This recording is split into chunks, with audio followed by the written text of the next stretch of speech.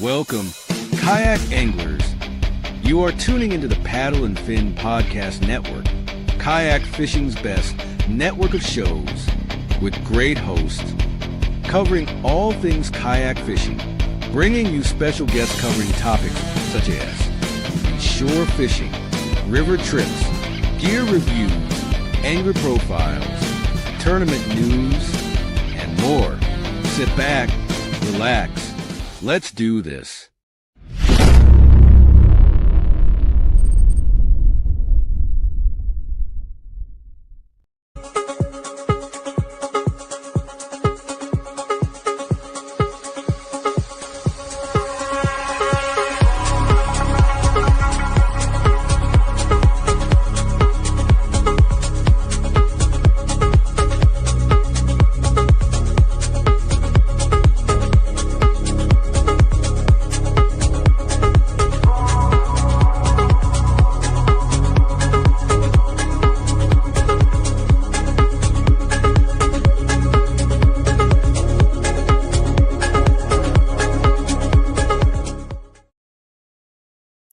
Welcome to another episode of the River Run Podcast. I am your host, Adam Pross, and I welcome you. This is going to be a definite, exciting one.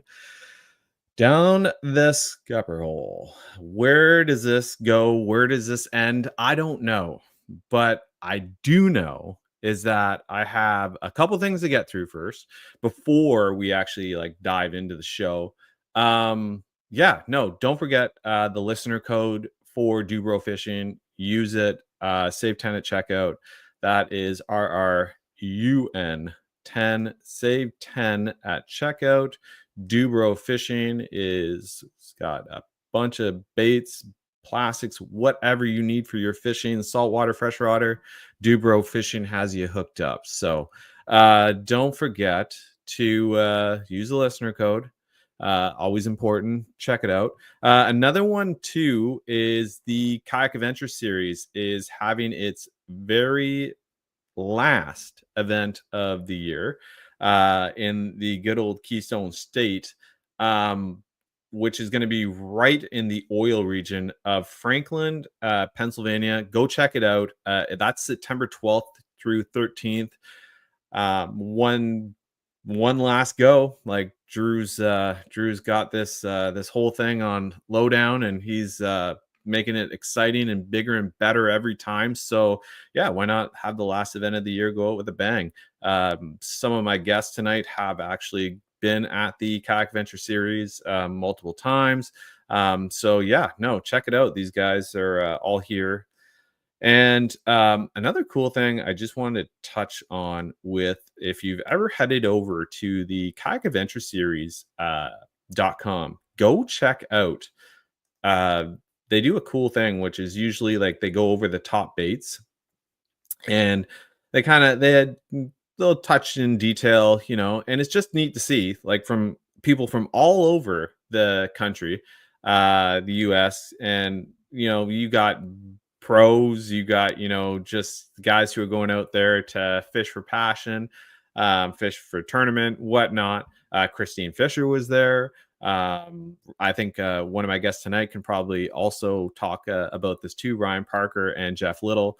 But no, they recap just all the baits and the gear and whatnot. And I think it's cool to see, you got guys who are using really high end gear, and you get people who are, they're using what works for them. And I think that's really cool to see. So no, I always after every event, I always reading about, all the action and whatnot. And it's cool to see what baits worked out there. And I'm pretty sure they do this because, for all of you who are interested in checking out these events, maybe that's just a little insider something that's telling us for next year, or maybe another time or another event. So definitely go and check out the kayakadventureseries.com. It is worth checking out all the info that they got there, and make sure you go down to Franklin, Pennsylvania, the 12th through 13th for the very last event of the year.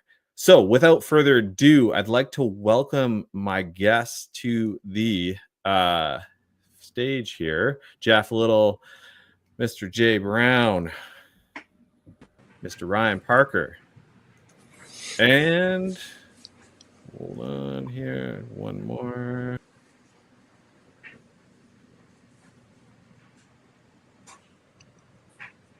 What's up, Jameson? What's up? Did he just cut himself out of the It's now our podcast. That's it. We've taken over. All right. So I'm going to go ahead and start talking about my approach as Jameson is chewing on what, fried chicken? I don't know. So truck camping, car camping, actually, let's just go all the way around and say, what vehicle and what your setup is. Maybe we can each do like just a 30-second overview. I'll start off. Mine is an F-150 with a rooftop tent, and I got the Boondocks gearboxes on the side, and got a diesel heater in there, and I'm doing the rooftop tent thing on a pickup truck. Jay, what are you doing? So, 2022 Subaru Outback Wilderness. It's strictly a fishing machine. Nobody else goes in my car except me. So I've got it set up. I've got a 4-inch Artemis like self-inflating mattress. Back there, it fits perfectly halfway between the back. So I got my gear set up beside me. I used my Black Pack Pro to set my rods up, and then my rod tips go through my headrest, and then whatever, then Cool. I don't use any heaters or anything. I have to say, a good buddy of mine, Nelly B, set me up with the Ryobi fan or the battery fan this summer.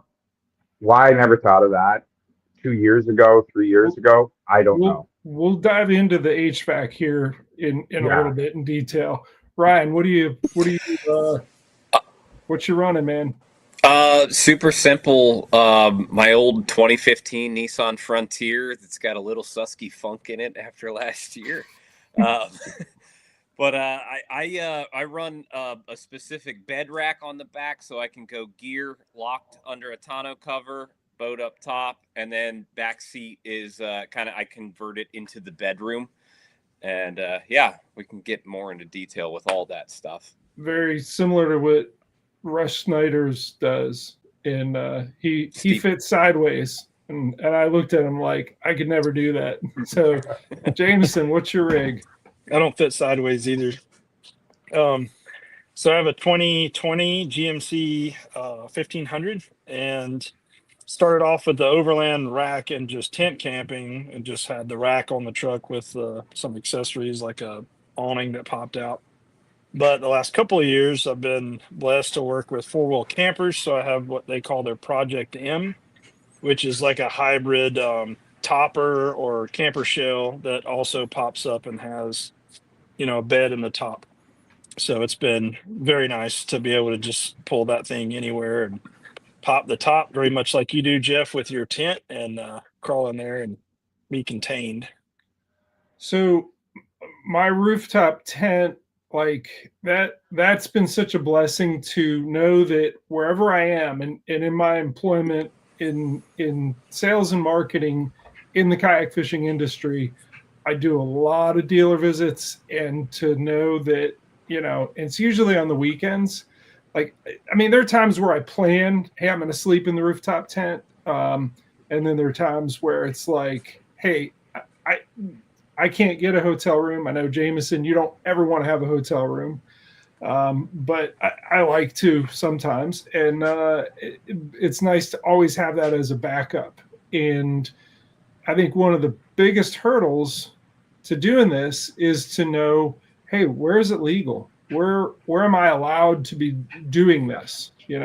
That was, and where can you do it that you're not either not paying or not paying much? That's been a hurdle, and I've traveled considerably with Jameson, and you know, we've done this in a number of different scenarios, but you know, sometimes you go to a campsite and it's really nice that your vehicle, there's no setup time because you already have it ready to go. But sometimes when you just do it out of necessity, or if you ramp camp, which is legal some places it's not, and I got a story about that later. I know, Jay, you have one about that. I will tell you that one of the downsides of what I do with a rooftop tent is I'm unconscious. I'm in public, and there's nothing that would slow somebody down from just climbing up there, looking in, and they have the upper hand because I'm unconscious. Whereas Jameson, you're inside of something that is going to take some force and shaking it, and you have some warning that, you know, if somebody is going to mess with you, they got to get through something that's a hard shell.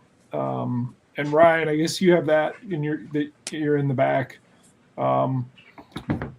You know, Jay, you want to tell your story about that issue and how Jay's story is I just want to touch on one thing. Jay's story is like probably one of the like worst cases I've ever heard of people who have car camping. It's absolutely a nightmare to say. Like that to me, like I remember after that all happened and he reached out and I was like, man, like I couldn't imagine, you know. So like Jay, like at the same time as you share this, like, you know, if there's anything you don't want to talk about, like we will all respect that 100%, dude.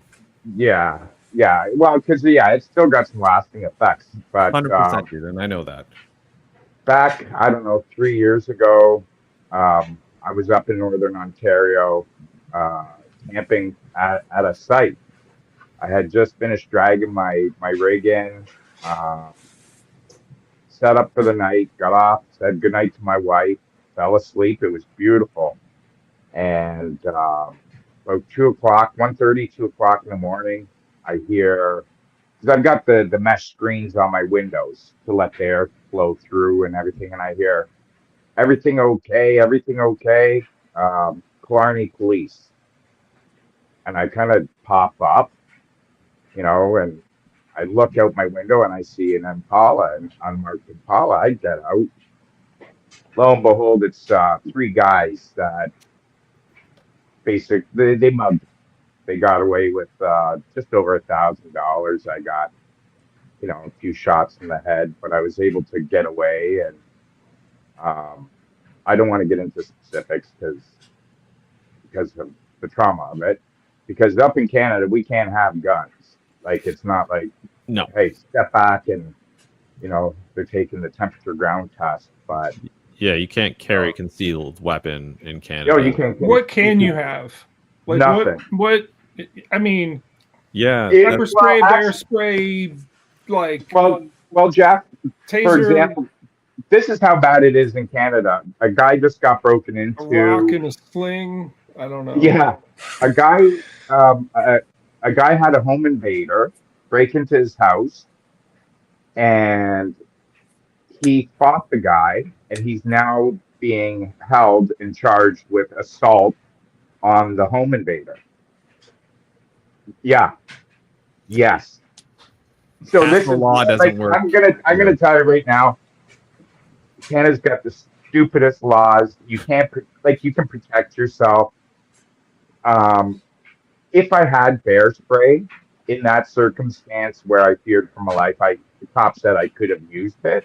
Yeah. I never even thought about, like, I'll be honest, you know, everybody thinks Canada, Ontario, you're safe, you're sound. Everybody sings Kumbaya and yeah.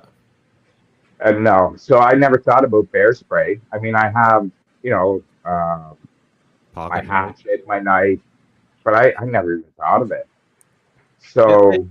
And this actually brings up like a really interesting part to this is that when you start to plan out your trips, we're not just you're not just planning like, you've got the rods, the reels, you've got your tackle, but now we're car camping. So now we're beginning to plan and we're going to strategize, but now we really got to think about too, where are we parking?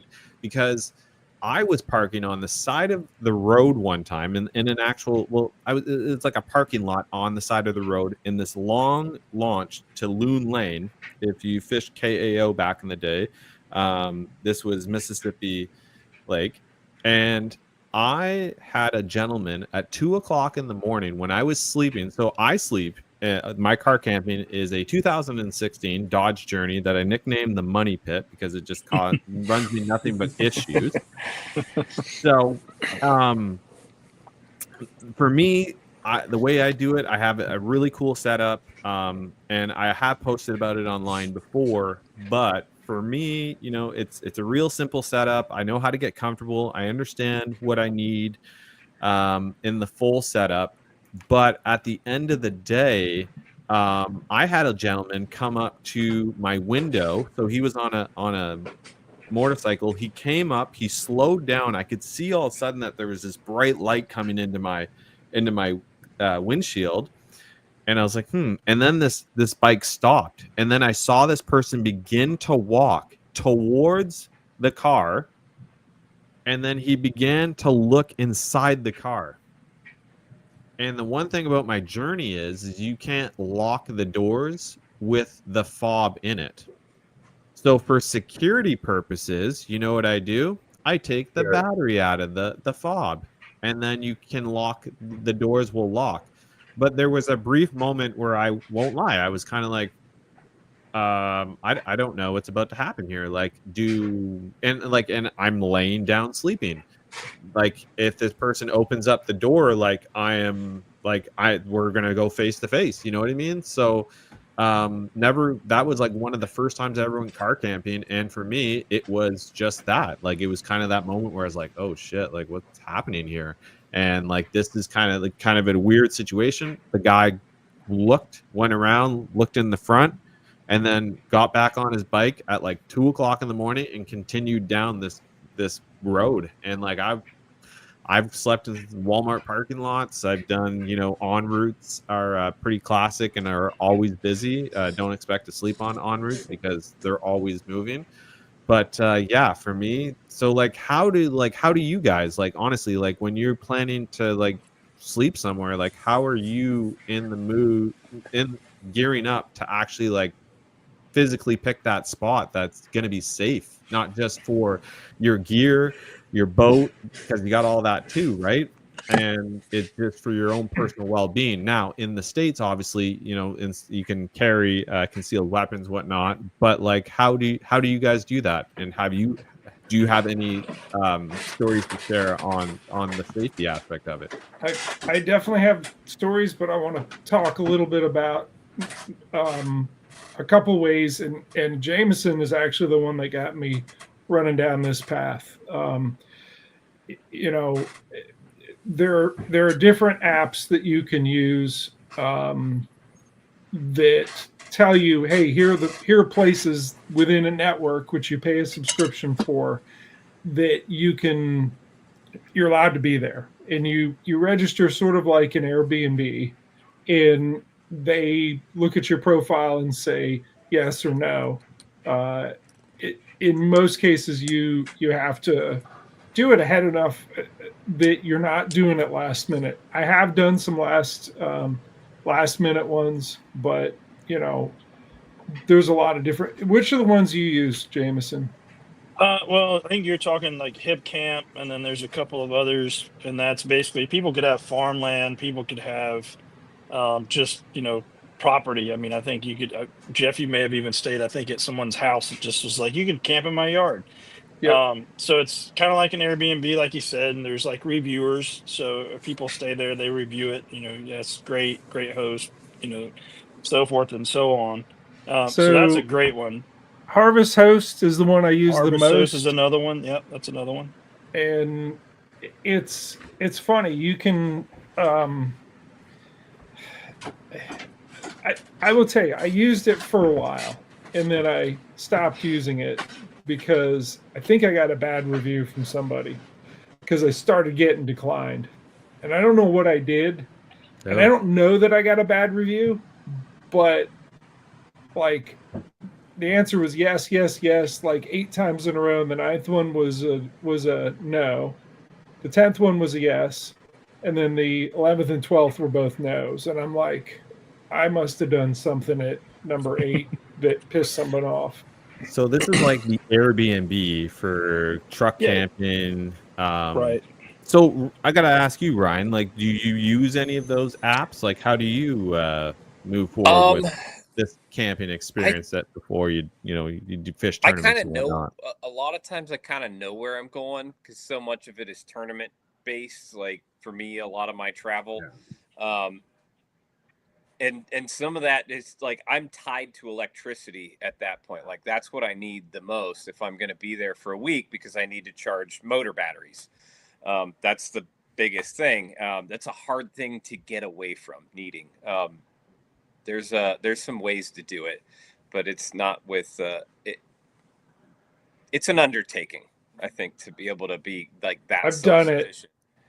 I've done it with 2 huge Dakota lithium batteries that I can top off, and I got like the Torpedo like 12 volt like cigarette lighter chargers that I rewired in. Like off of one of those batteries, I can recharge a 915 watt hour Torpedo battery 4 times. So that's and I have 2 of them. I don't always carry 2 of them, but I can swap them out. Steve Baker repurposed an old truck bed toolbox with a couple of those big Dakota batteries, but he wired it into his alternator so that they would charge while he was driving around.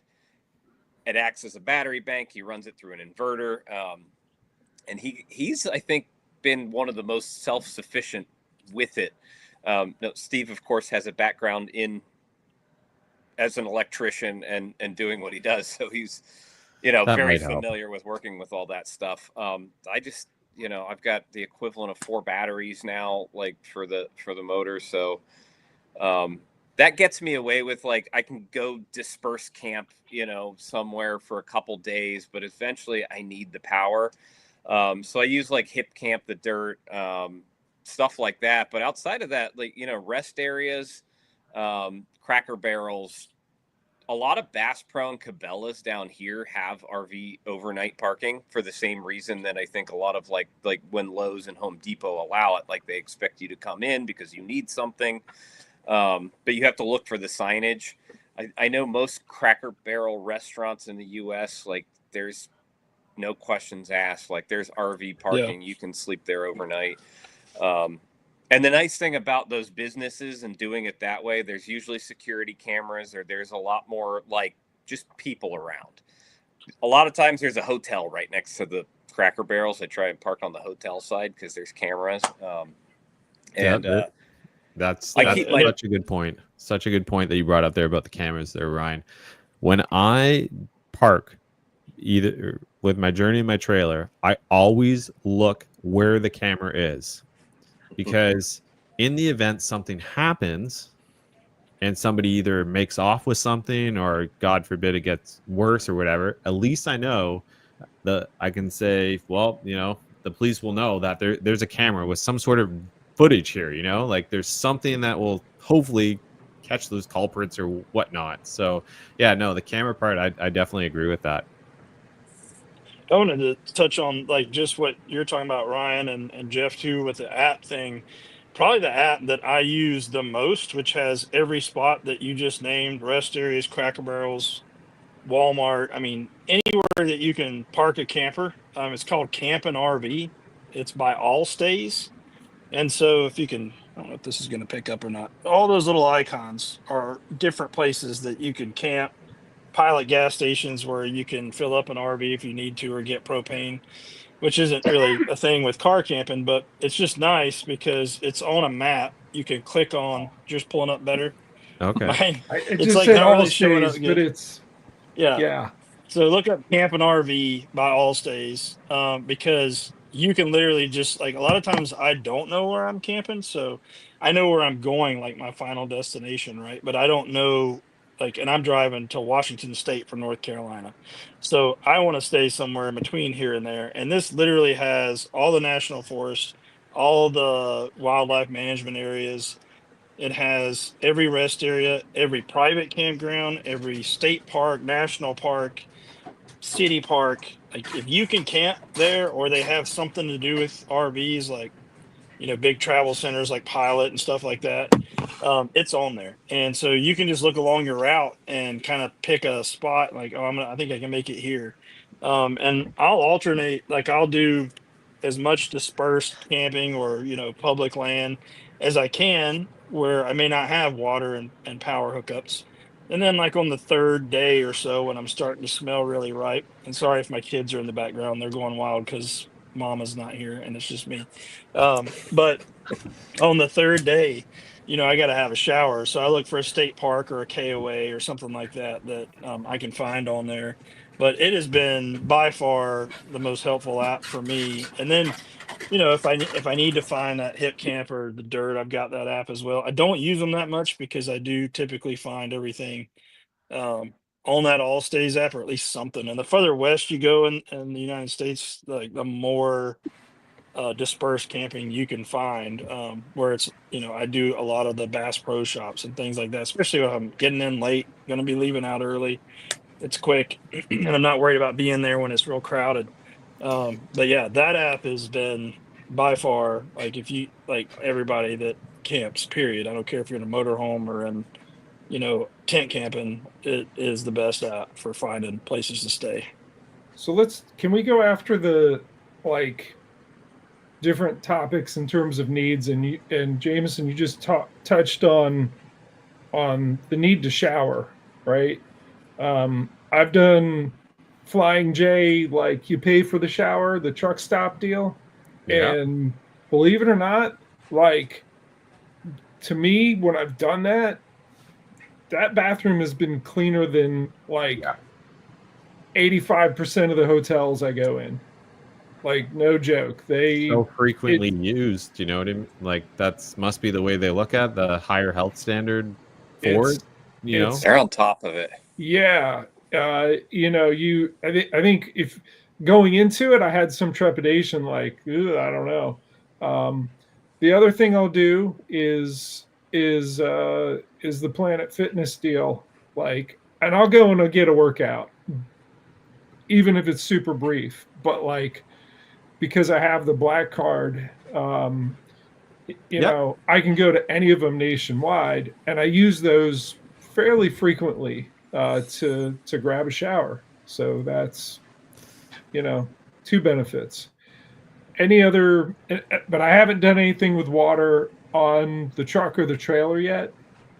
And I feel like that should be a later stage where, I want that. I think I want to be able to take care of cleaning myself where I am, wherever that is. Yeah, because really at the end of the day, it's the length of your travel, right? And like you're also, when you're planning out how you're going to go, whether your travel is, to be in for, hygiene also, like, because at the end of the day, you'd be out on the road for 10 days, like you said, Planet Fitnesses are a great place to stop. The en routes in Ontario, Jay, what about those? Basically, those are just a washroom, right? Yeah, because those for me, I'm if I'm car camping, I'm up north. I'm going to be honest. I'm using lake water. I'm just scrubbing, like just freshening up, jumping in the lake.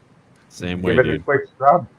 I'll be honest. I don't care because I'm fishing, right? Like I'm not, and when I leave, I'm going home. So, I actually got some halfway like indignant comments on one of my YouTube videos for grabbing a bar of soap and going down to the river.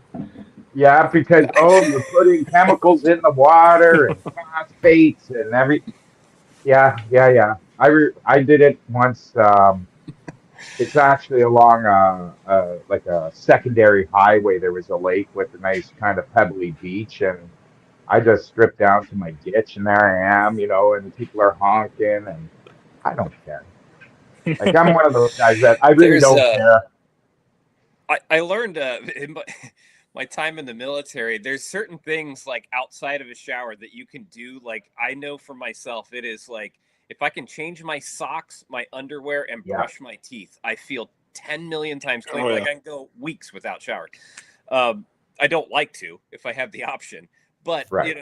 and that becomes like a subjective like thing, like for each person, like what is Yeah. it that you need to feel clean for a few days. Mm-hmm. That being said, I've got the parts in a bag in the garage. I just haven't done it yet to get the black ABS pipe and just build, the hand pressurized shower. I know they make the like the little electric rechargeable pumps that you can drop in a bucket and like all sorts Yeah. of stuff now. So it keeps becoming easier, I think, to Yeah. do that. I I think just for recently, sorry, Jameson, you just installed a bidet on your camper, right? it's close. Yeah, it's close. I did recently do quite the upgrade because it's a never ending thing, right? I'm constantly adding to this rig that I've built out, which now has 160,000 miles on it. And I hope it never breaks down because I've got so much time and money invested in my camping setup that I'm like, this has to run forever. So I'll be dropping a new motor in it if I have to. But yeah, I just recently put one of the shower tents that pops out on the side. And I didn't know how awesome that was going to be until I did it. And to Jeff's point, I've got a 10-gallon, Boondocks makes it. It's a metal tube, basically like what you're talking about building, Ryan, but it has a Schrader valve on it. So I can actually, Yeah. I've got onboard air on my truck now. So I can just pump up, my tires and let air Yeah. out when I'm off road, but I can pump 50, 60 PSI into that thing. And I mean, it will, come out like your faucet at the house. And then I took it a step further and I picked up a Jolka hot water heater. So it's an instant hot water heater that I can connect to my propane. And basically, when you turn the water on, the thing lights and gets the water hot. And then when you turn the water off, it turns itself back off. So it just is instantly heating the water. And yeah, there's been a couple of times where that's just like you said, Ryan. The little things that can change your morale on a trip. Well, having a hot shower when you're in the middle, and I mean middle of nowhere, like Moab in the desert, or in the Georgia mountains, and Yeah. it's cold, and you I don't want to went through jump in the Moab creek. for the first time like 3 weeks ago. Man, is that That's like amazing. Yeah, that's a top 3 beautiful drives in the United States. 100%. There's not a lot of water to fish around there, but yeah, It doesn't matter. It's, It's like That one's eluded me. I've been Yeah. through Utah a handful of times, and Moab is, I've missed that one. Yeah, It's I made amazing. it on purpose this time because I had to go to Durango in Colorado, and on my way to Idaho, I'm like, I'm making that. I'm gonna camp there tonight, and it was worth it. I couldn't see anything until I woke up the next morning. I drove in with my lights on the truck, and I could only see, just right around the truck. But when I woke up the next morning and came out, it was just all lit up with the sun like rising on it, and I was like blown away. Wanted to spend more time there, but yeah, I was able to set the tent up, and what, to your point, Jay, too, and I've got a little electric 12-volt pump that I can throw in the creek and refill my water. So I carry drinking water as well, but I carry the 10 gallons is just my shower, dishes, whatever water, and I Yeah. can refill it or just bypass the tank and just run the pump directly into the hot water heater from whatever pond, lake, river that I'm at. Jameson, are you doing updates for your YouTube channel on I everything did, you're yeah. talking about? There's a full walkthrough, pretty much up to date. I don't think I've done anything but change out my. I The added Road some Trip leaf Angler, if springs. you don't Yeah, know. yeah. There's 2 different walkthrough videos of the rig. The second one, which is the update one, has got the hot water heater and all that on it. So it also gets my kids and my wife out with me a little bit more. I like to be out in the middle of nowhere, not at a KOA or a Yeah. campground Well, as much as possible. So the more I can do that, the better. how cool is that though? Like you think of it that from your kids' point of view, like, you know, their friends go camping, tent, you know, RV, and then, you know, they got their dad who's got this, you know, truck with the camper on the back, all set up, ready to go. You know, that, Yeah. like that's a pretty neat experience, I bet, for young kids like that. And like just to touch on this whole shower, if you like, you know, if you're an angler on a budget, you know, or you're into the whole DUI thing, but you can check out Amazon. If you literally just go in and type just camping showers, you'd be surprised for like Yeah, tons of the different lowest, options. tons of different options. But like if you're wanting to spend maybe $50, like there's another one there for $23. You know what I mean? Like you don't have to break the bank. Obviously, if there's loads of different options for it there. But no, I think that was something just worthwhile to say. But I do think it's neat too, like what Ryan was saying about, you know, doing it, you know, with the piping and whatnot. Like that's cool. That would be a neat setup to have. Yeah. All right, let's move to the next need. Well, I want to talk about power, if that's all right. Okay, so Go as far for as a need. power. So we got hygiene, Yeah. and now we're gonna go power. Okay, so Yeah, how well- important is power? Like, like, are we just talking about before we dive into it? Are we talking like to charge, like, because having a phone, making sure your phone's got a battery, you know, that would be handy in the event of emergency. But also, Ryan, you were talking about charging, you know, batteries for your motors. I'm sure Jeff, you would fall into that too. Jameson, you're also, and I can't talk about that because I don't have one, but Mr. J Brown, he can touch on that too because you guys all run kayaks that have motors on them. So yeah, let's what power? How do you get power? How does this work for you? I'll kick it off just because something I've been working with a buddy of mine too on his truck since we got mine set up. But again, back to the self-sufficient thing with the shower, like I've went that route on the truck as well. So I make power. I've got solar on the roof, and then I've got it connected to my alternator as well. So I've got basically a house battery in the back of the truck. It's a Dakota 135. And I can expand it. I can add another one if I need to, or even just one of those like power boxes. But I carry a portable solar panel, and then I have a 160 watt panel mounted to the roof. And I need power constantly because I run a fridge freezer in the back of the truck as well. Again, I hate staying at campgrounds. I also hate eating out. You know, as You much hate as I buying can. ice. I hate buying ice. I'm done with that.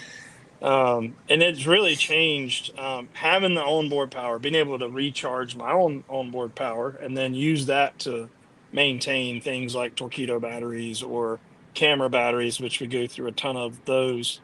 Like it's been really, really helpful. And I can go for the fridge. If it's just the fridge, I never run out of power. If I'm charging big stuff like laptops and running the actual inverter when I'm not running the truck, then I could drain it quicker. But I also run fans to what Jay was talking about, getting that fan, just having a little bit of moving air in, because I don't have AC. So having that air, I've got one fan blowing in and one going out. So Jay, if you want to up your level one more time, try that because it made a huge difference for the air circulation in the rig. Is to just have a push and a pull going on and bringing the air through. But yeah, so the solar and having the ability to recharge with the truck and just have that power on tap has been huge. And then I can actually piggyback that extra solar panel when I get parked somewhere if I need to really top off and charge up. Do you mind Ryan, if I ask? Ryan, do you know if Steve ever made a video about his setup? I don't know if he did. Knowing Steve, I bet he set out to do it and ran into technical difficulties and never finished. Now, That's Jameson, my guess. when it comes to your solar power or your solar panel, way back when I first started, 2017 when I motorized, guys, some of the do-it-yourself guys were like, "Oh, I'm going to put a solar panel in charge," and it never really provided enough juice. How is it now? Like you said, you got 120 or 160 watt. 160, and then I carry another 130 watt portable panel. And I think not all solar is created equal. It's kind of like lithium batteries. Yeah. there's definitely a big difference, and I think a lot of brands are coming a long way with it. But what I've done in my research for it, and actually going to some of these, like, I actually go to like the overland expos and stuff, just Yeah. to more learn, what are people doing with their rigs, even though most of those people are not doing it so they can have a place to live while they fish. That's what I'm doing, and it's the same thing. I'm trying to live out of it, right? So, um, you know, the brand I work with or use is Overland Solar, and they're pricey. I mean, they cost more. And then Zamp, I've used some of Zamp's, which is owned by Dometic, which makes all kinds of stuff in the RV space. And what's nice about, I think, where they've come a long ways is the older panels or the lower price point technology, we'll say cheaper stuff. You really got to like point it at the sun, and you got to have sun, right? Right. Whereas the Overland Solar stuff, and I'm sure there are other, and Zamp is pretty good too. I'm sure there's other brands that do this well. They will actually charge even when they're not in direct sunlight. So even like a hazy day, they're still getting some power in, where like a lower price point one would just be nothing. You wouldn't get anything. So they definitely have come a long ways. And for example, if I'm just running my fridge freezer, like I'm not pulling off the battery if it's decently sunny Oh, outside at all. Like it'll keep up with it, and I'll stay at 100% without driving the truck. And something like a Torpedo battery, I think it depends on the use. Like if you're wide open, yeah, you're never going to keep up with it. I do think it extends the range. I have a solar panel that I run on my 1103, or yeah, 903. Sorry, the 903 travel motor, that like tiller drive version. And I'll yep. I'll put that out sometimes, and I do think it definitely increases my range for sure. And I've actually like left the boat that I have that on is a Sea Eagle Fish Gifts. It's like an inflatable Yeah. fishing boat, and I have a little bimini, and I'll put the bimini up and put that on top of the bimini. And I've left that just like after using the boat most of the day, like most of the morning, let's say half a day, and then parked it at the dock and left it out in the sun. Came back the next morning to go out again, and it be topped off without me even plugging it in, just from charging. Now it wasn't Okay. completely dead. I only used it half a day, and it wasn't like burning through the battery, but it definitely helps keep up with it. And so I think having the right lithium, the right charging system, and the right solar, you get that combination, and then all I of us would drive I would every love to day. know the difference, like the charge rates of sure different solar panels. And I get what you're saying, Jameson. Like if you buy quality, you're going to get that quality charge rate. But compared to Steve Baker's system running off the alternator, that's got to top it off faster. It does, But how 100%. much faster? And is it fast enough to say, hey, I'm just going to let my truck idle because I'm not going anywhere, to like burn some actual fuel to get what I need to charge everything off? Is that I find the combination, because like you're charging off of the stored power that you have in the Dakota, right? So it's the yeah, same thing. I'm storing the power that I'm making. So I want to be making it when the truck's running, when the truck's not running. Anytime that I can make power, I want to make power. yeah, And then if I get to the point where I'm consuming more power than I can store, then I can add another battery into the mix. And so far, the 135 has kept up with everything that I've thrown at it. And that's running both fans at night wide open in the summer, running the fridge freezer wide open. And if I'm moving every couple of days, 3 days, whatever, the most I've ever drained it down was running all the lights, the fridge and freezer, and having the fans on about mid or so. I was at one of the expos and had my truck parked inside, so I couldn't crank it. Through the whole show, 3 day show, I got down to like 60%. And I did have the extra solar panel like plugged in, but I was running it hard for 3 straight days. I still had 60% battery, charging my cell phone, charging my laptop and GoPro batteries and stuff. I mean, using it, the power. I So with some of my just the tournament stuff, I've started packing like an e-bike, like a fold up e-bike, So instead of like attaining and running a river, if there's a route that I can basically drop my boat off and self shuttle with the e-bike, it just, and do a float instead of attaining up the river burning battery. I've been doing that a lot recently. And that's been one way I've conserved just saved myself the need to charge an extra day or two or whatever it is. That's creative and cool, but like since becoming torpedoized, like I can't catch fish as well if I'm drifting down a river. Yeah. I hate doing float trips because like I'm in front of these fish and they're like, "Yeah, we see you coming." Whereas if this I'm is for running practice, up, so I'm in their blind spot and I catch them. If I can fish with my eyes for practice, that's what I want to do, and I can do that floating just about as well as. Actually, I feel like I do it better floating because I can kind of just stand up and not move and just look. See, I'm just, I've fully acknowledged that I am not as good going downstream as I am. I'm in full agreement there from like a fishing standpoint for sure. It's definitely, I think, advantageous to go up. Most of my trips end with like, hey, it's basically dark and I got to run this class 2 rapid. Sound familiar, Ryan? Sure does. I was going to also mention that, sometimes it starts with just picking an efficient kayak to motorize. Yeah. It's going to save you a lot more power in the long run. Oh my gosh. What's next?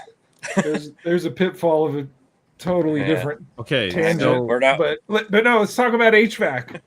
Okay, yeah. So let's dive into this here. Okay, so Jay, like you brought up the part about the fan, like the fan being is how getting that air moving. That is one of the things I remember the first time I ever went car camping because it was the middle of the summer, and one of the things I struggled with was it got hot because it was like nearly 40 degrees out. Of course, I was driving at night, got to the spot where I needed to be, had the AC running, but moment that AC quit, that was it was becoming warm, plus being parked beside wet grass left for nothing but mosquitoes. So come on, like I want to hear about what is your HVAC to doing. I actually run a very small fan also, and I run a very simple screens on my windows with a fan. So I'm just constantly at least moving the air, windows down just enough so we get some air, screens on those windows so the bugs don't make their way in while I'm sleeping. But that's generally how I do it. Very simple setup. You can get fans on Amazon and whatnot. But what about you, Jay? Well, I'm as simple can be. Such an American. I don't know whether this helps anyone else, but 40 degrees is over 100. Go ahead. So unlike Jeff and Jameson, where they're traveling, for work basically. I'm traveling. My IG was "We'll travel to fish." I'll travel 6.5 hours, fish for the day or stay the night, whatever. So I've really compacted everything. And in the beginning, I'll admit it, I sweated it out.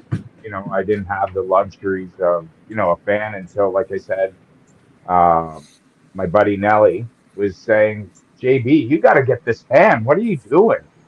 And I just picked it up and made a world of difference, right? And that's the only thing. I don't use heaters. I'll like I car camp right down to -5, so 30 Celsius in my car, or 30 Fahrenheit. Sorry, guys, I got to convert.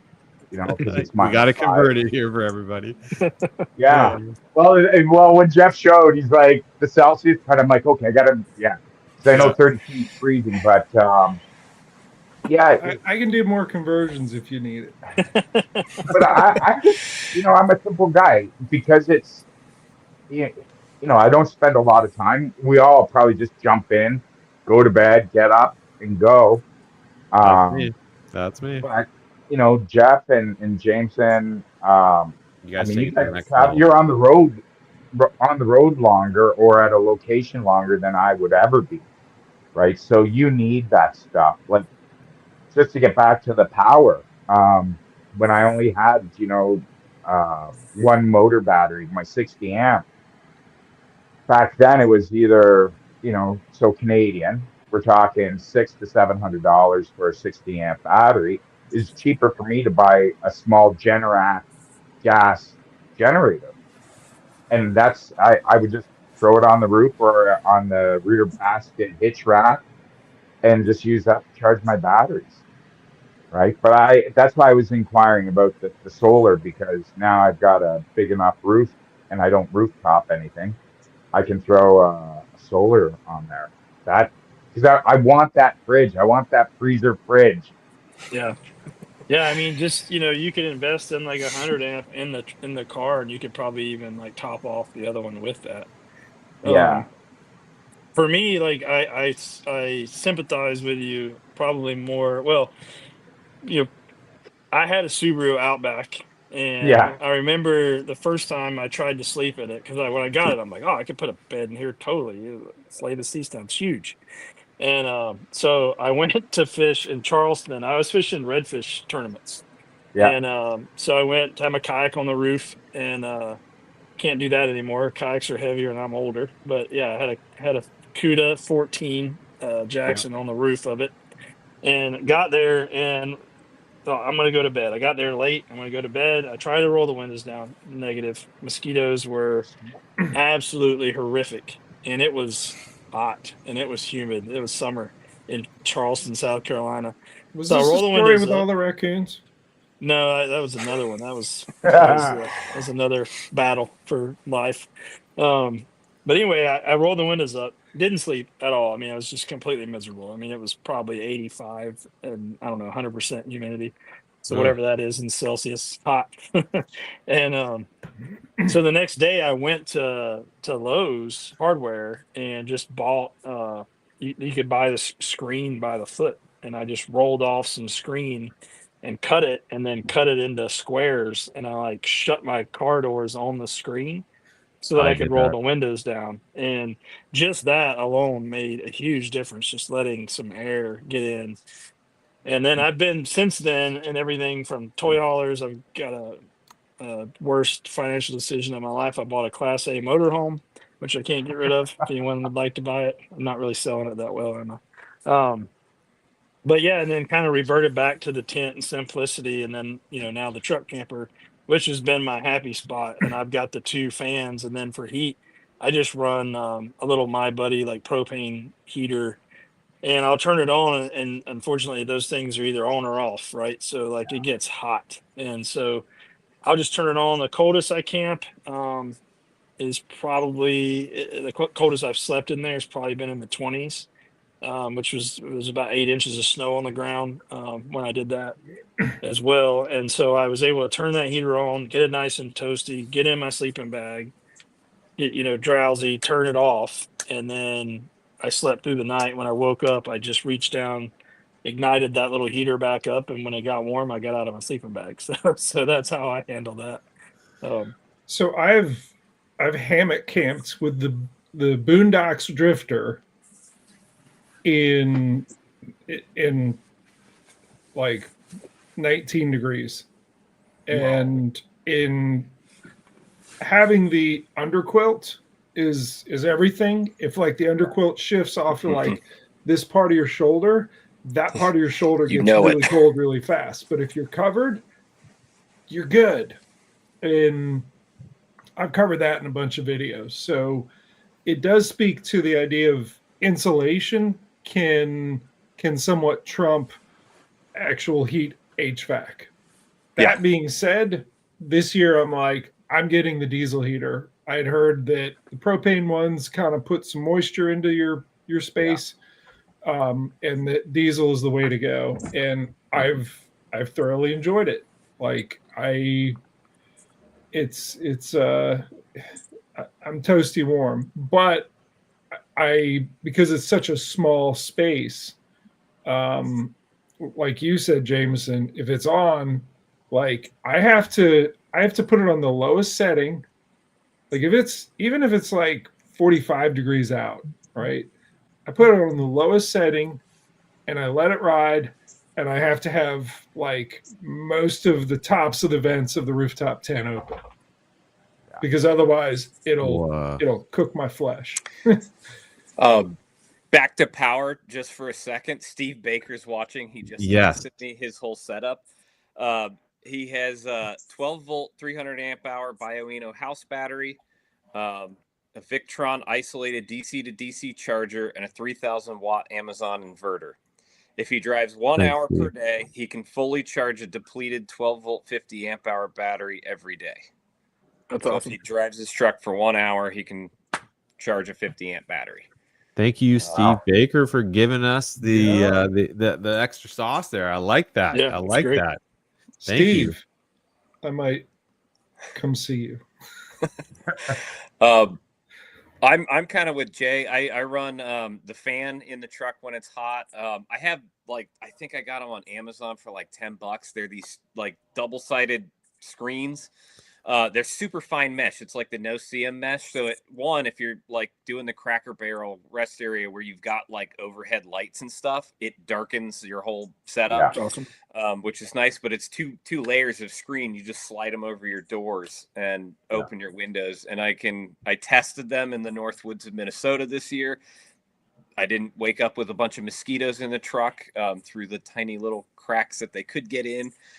So they definitely work and keep bugs out and stuff. And then wintertime, I'm a couple sleeping bags and I highly recommend double bagging if you're going to go like cold, because it adds an extra layer of air that becomes another layer of insulation.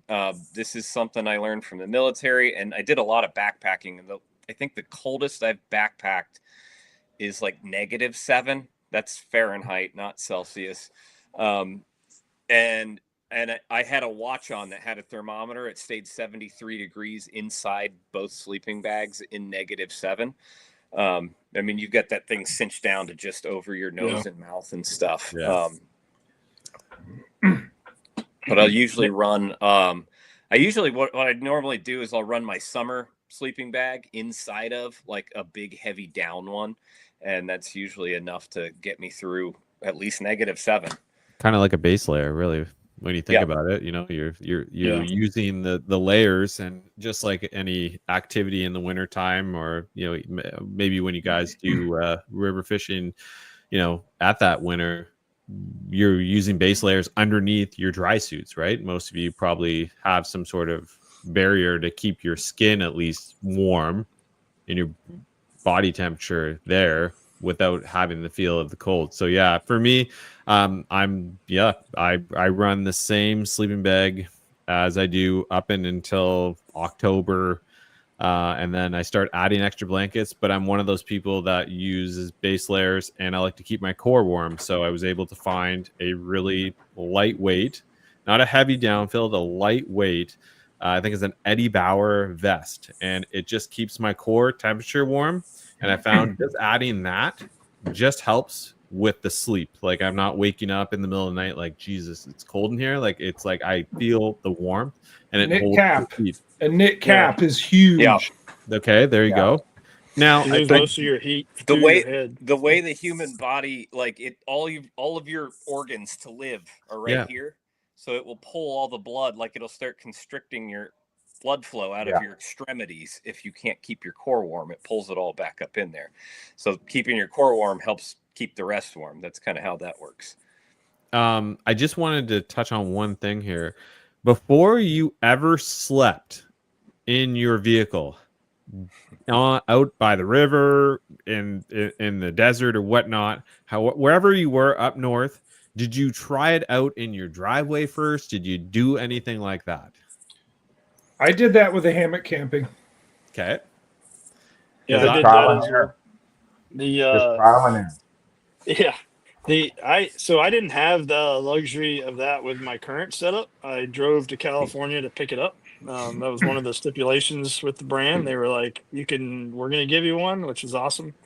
But they were like, you got to show up to get it. So Sacramento is a long ways from North Carolina. So I drove, I like unrigged everything that I had and drove out. And the first night after I had it, I slept in it the whole way back. So yeah, I got thrown right into it. But I knew, I've had enough different things, right? To know, to your point, I have done the same thing that Jeff was talking about, tested to see before I left, because it works with what you're talking about, the sleeping bags, the hammock, same thing. If you don't have that insulated layer below you, like a lot of people sleep on some form of air mattress, right? And if you do an air mattress and it's cold, especially if you're outside, not in the car, you've got nothing to insulate that air underneath you, and you're going to be colder than you would if you actually slept right on the ground. Yeah. But fortunately, there are like insulated air mattresses now, and I don't think people realize that. Like, there's actual feel in some of the different air mattresses, but you're They're actually Even probably just self-inflating. adding like the old, like the Z the old fold up foam with the pad. Yeah, closed cell. Just Yeah. throw that on top of the air mattress. You get that closed cell foam insulation and the comfort of the air mattress. It works. Yeah, Okay. because you're going to It's certainly compress better than not your having it. sleeping bag is compressed, right? So you're getting no insulation on the bottom. Right. And they do make, by the way, to your point, Ryan, I used to work when I first got in this industry. I worked at a retail shop that also sold a lot of backpacking gear, and they make like layers that are for sleeping bags. So like Yeah. if you have a 30-degree bag and you want to make it a 15-degree bag, there's like these little packable sleeping bag socks, they look like, but you can Yeah. add those, and they help as well. But yeah, there's so many little tricks that you learn. If you It's even like, do the sleeping bag thing, storing them, how you store them is a big yeah, thing. 'Cause don't leave them in their Yeah. stuck out. Don't. Yeah. Hang them. Hang Hang them if you them up. can. You know that. Most good, or nicer bags too will come with two sacks, right? You've got the bigger one, and then you've got the one you pack down to throw in your backpack. Hanging them in the bigger one, you can still kind of contain it, but it allows that feel, whether it's synthetic or down, to like expand, and keeps it from losing its thickness or Jay, whatever you want to call it. you have, so we're just talking about the air mattress and like your setup, because this year you tried out a newer air mattress, was it not? Yeah, so I'm using the Gear Doctors Artemis self-inflating. So it's the same thing. It's an air mattress, but it's like almost like a drop stitch. Like, your drop stitch sup boards.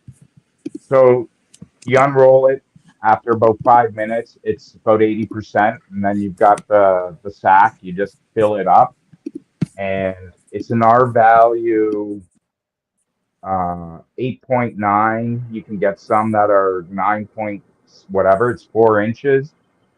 I don't feel the cold, but unlike you guys, what I don't like about sleeping bags is I'm a side sleeper. So every time I roll, that zipper pulls. So what I started doing is I got a king size down-filled duvet. And then actually I picked up, I don't know if you can see it, it's camouflage, but a camouflage duvet cover. So what I do is I just fold it over and I slip in like a taco. And I can roll around, move, do whatever, but I've got that, the downfilled beneath me, plus that 4 inches of air mattress, and you don't feel the cold. Everybody's asking, they're like, do you feel the cold? Do you feel? I'm like, no, man. And then when you bring that duvet over, for me, it's just more comfortable, right? And then I can just pull it out, shake it out, do whatever. But it's probably the best thing I've ever done. And I spent hundreds on sleeping bags, coffin style, and minus 15 bags and summer bags. This all brings us to like a really good point here, and one of our listeners right now brought it up, and he was talking about camping. He's car camping for over 40 years, Michael Thompson here, but rest. The rest part is important. It's important because you may be, for your focus in a tournament, you're driving long hours. How important is sleep to you while you are either truck camping, car camping, hammock? You know what I mean? Like, those are really important parts. And Jeff, you've touched on this in your videos too. Yeah, I've not got good sleep by being in a noisy place. I've not gotten good sleep by it's too hot and sticky, and I just didn't have that air movement. I've not gotten good sleep. Maybe I'm just going to jump in and tell this story. So this is ramp camping on the Susquehanna right before the native tournament and the Big Bass Power Hour, and I was like, I have to be here, and I have to be first in at that ramp, and I camped like, I mean, I set up the rooftop tent, 30 feet from the ramp, and when I got there, there was what I assume was not someone who was, how do I say this? They're homeless, sleeping in their car, as opposed to what I was doing. Yeah. What's the difference? Well, apparently to the police officers that rolled through it, 2:48 a.m., there was a difference, because I knew that I saw the woman in her vehicle sleeping like at the far end of the lot, and I'm right next to the ramp. Basically, I was awakened by a police officer saying very loudly to another police officer, "Yeah, I've checked it. There's no one in there. They come out here for these tournaments, and like, I've looked it over." He knew I was in there, and he was kind of doing the cool thing of waving off the other one. That's cool. It was, but I was trying to pop my head out and be like, "Hey, everything cool?" In doing that, after he took off, like, he was like, as soon as he was pushing his fellow police officer, like, let's leave him alone. And I looked across, and they'd already shooed away, the woman who was sleeping in her, 1989 Corolla or whatever it was.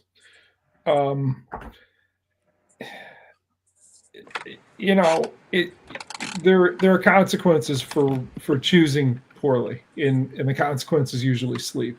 And I know when I've slept the best is when I'm at I'm at a campground, and I know I'm good to be there. Like, there's no questionable, and there are places that you go that you're like, am I really allowed to be here? What is the legality of this? Yeah. And when you don't know and you just wing it, you kind of sleep with one eye open, and maybe you don't always get the rest that you should. Just going back to that app, that's one of the things I like about it is it actually has reviews of all the spots. So even a Walmart parking lot, you can get on there and look at reviews, and other people are like, I slept here, it was horrible, super loud, or I got ran off, or I talked to the manager and they said it was fine to park in this area. It's quieter over here. Like, it's really helpful to like kind of get an idea before you stop at a place. Like, did someone say that they had good luck at that location with that? And I mean, rest is I mean, it's really important for you guys that are going to tournament fish, or even to me, if you're recreating, you're just going Yeah. to camp and fish, like, that's your time off, right? And Yeah. it's valuable, and you need it. 100%. And if you don't get good rest, then when you come back to work on Monday, you're gonna be hating life. But for me and Jeff, this is a lot of times our job, and we have to show up to, whether it's a dealer that we're going to talk to, or I'm filming an episode of the show and I got to be on point, all day. And even with Airbnbs, there's times where we get off the water late, we get back on the water early, and at the end of the week, you're just not ready to be in front of the camera. So, like, it takes a toll when you go a couple days without good night's sleep. Yeah, I'll touch on this, and then I gotta go hit the other podcast. Dark horse. But yeah, rest is important. For me, being a tournament guy, like, I asked myself this just in my own just personal life, but certainly it pertains to tournament fishing. But how much sleep do I need to be at my best? Because if I'm not at my best, then am I going to be fishing my best, or is my focus going to be at the best that it can be? And I know what that number is for me. I think it's a different number. Like, how many good hours of sleep does each actual each rest of us need? That's me too, Jeff. I'm like a 7. solid 7. I can operate really well on not much, but to be at my absolute best, 7. Do you think the military prepared is kind of helped you in that part, maybe of knowing actual rest and running on less sleep? It does, because you get used to. I know how far I can push myself without it, and still function at a high level. But yeah, if you can avoid doing that. Brian, before you sign off, there's one other, what I feel is a big need that maybe not as many people talk about, but it's absolutely critical. I want you to weigh in on pooping and peeing. Yeah. Yes. And boy, the military prepared me for this too. The old 5-gallon bucket is your friend. Do the bag system. If this is like the most simple thing, don't skimp on the size of Gatorade bottle or whatever bottle. Wide mouth is better. Like if you're just in the truck, whatever, like you can't get out, say you're not at a rest area, there's not facilities nearby. The 2 at the gas station and just empty it when you have time or a place or whatever. I actually buy the like healthcare bedpan version. Yeah. The urinal, the thing you use in the hospital, but the thick one, because I learned. Mm-hmm. Oh no. I learned a bad way that like the cheap one, when you've like, so the way the rooftop tent comes down, it has these hinges that go like that. And like that, the cheap one got underneath that, and like I didn't realize there was enough flex. There was a little bit. Yeah, I woke up in the morning and was like, "Oh my God. I feel this more than I thought I did." Yeah.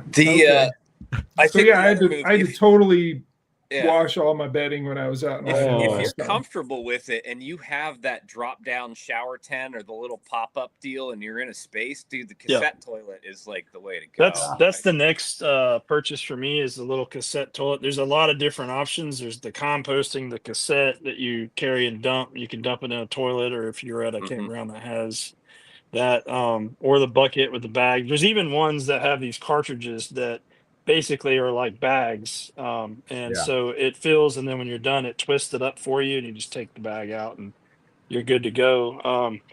Not all my Nalgene's are created equal, so if you're ever hanging out with me, don't just grab any Nalgene. Ask. There's a system. I'm gonna buy you a urinal, man. You say that, but I like, the reason I like, number one, the Nalgene. I get the big one with the wide mouth, as you mentioned, to make your reason wide mouth, Jameson. The reason is because the Nalgene is pretty hard plastic. Like if it rolls around in the truck, I mean, you could drive over it and it's not probably going to break. Like they're just so rock solid and the seal's tight.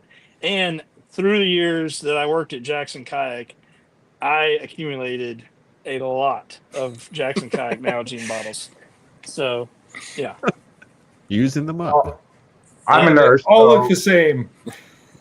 I'm a nurse, so I just self-catheterize. No, I'm just kidding. I'm kidding. But, I mean, I've thought about it on home trips. I'm like, how convenient is this really happening right now?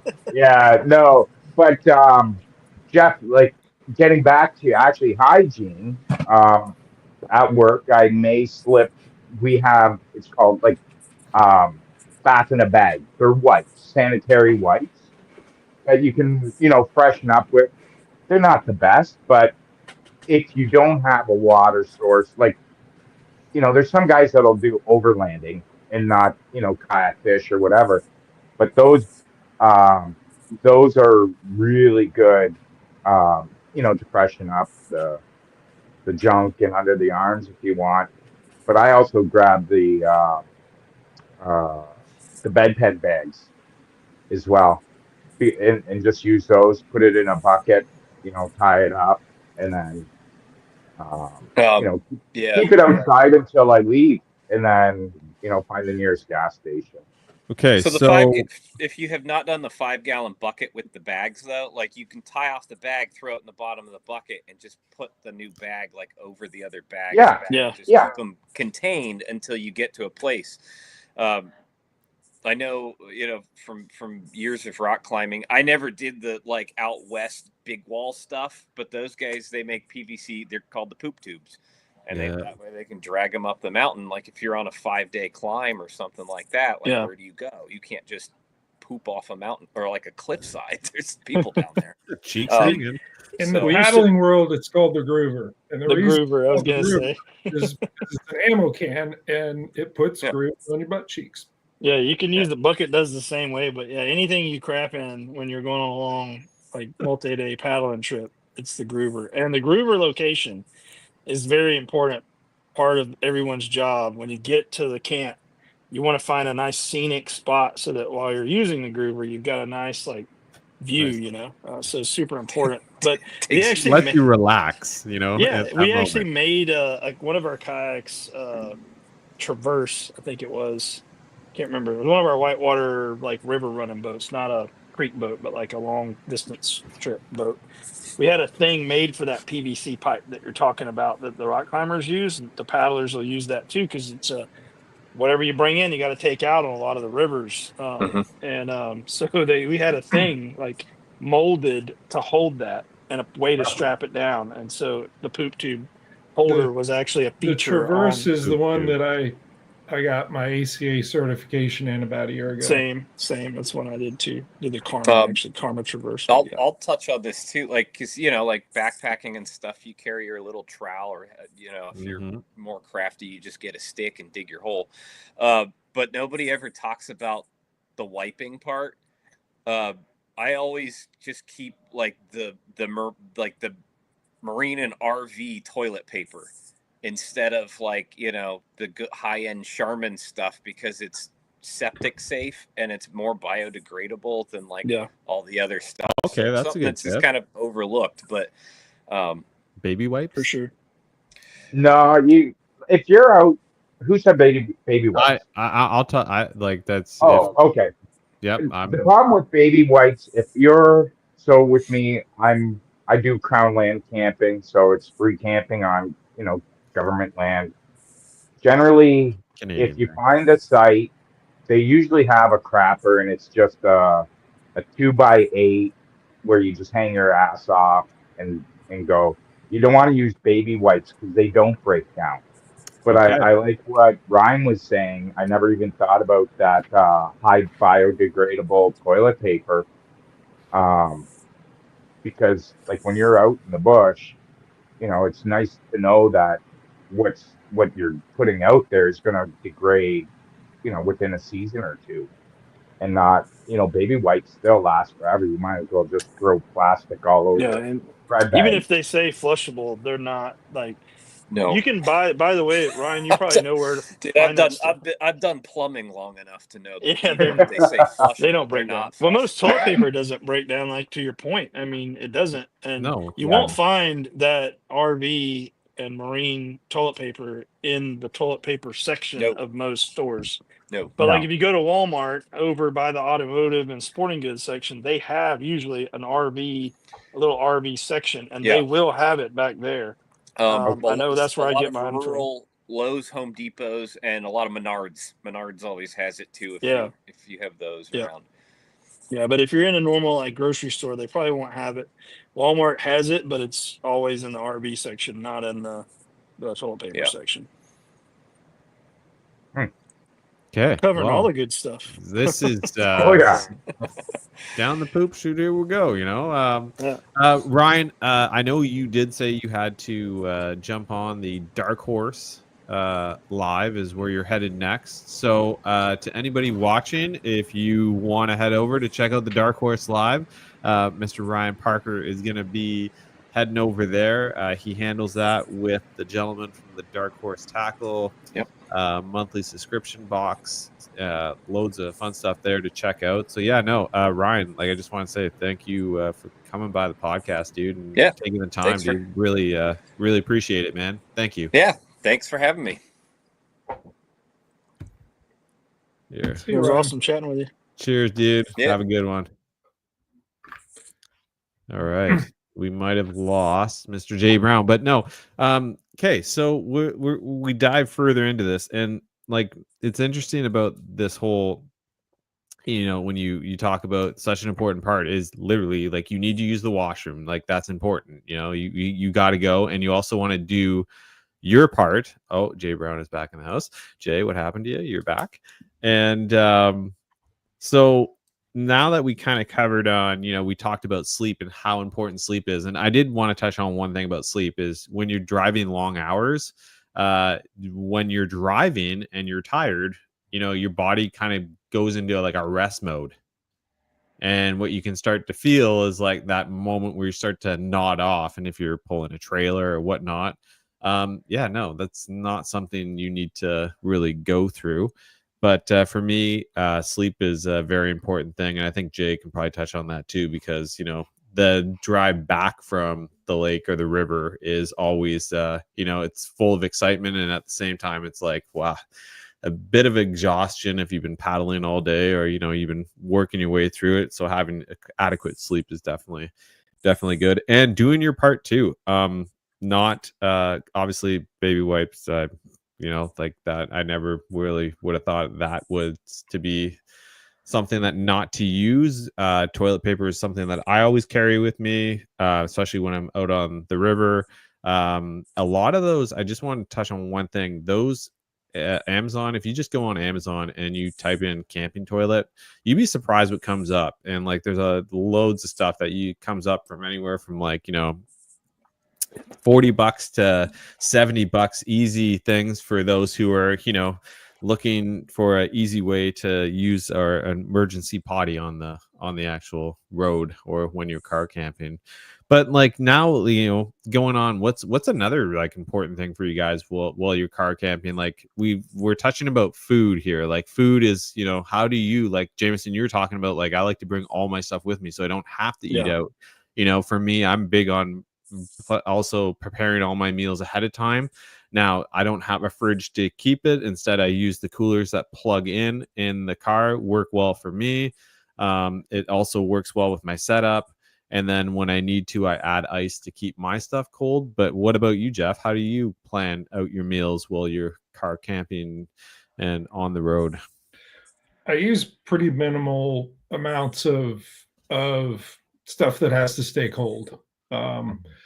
And the stuff that I keep cold is in an Orion cooler, and it's better. Like for that style, that's been the best at keeping things cold a long time. So I don't know.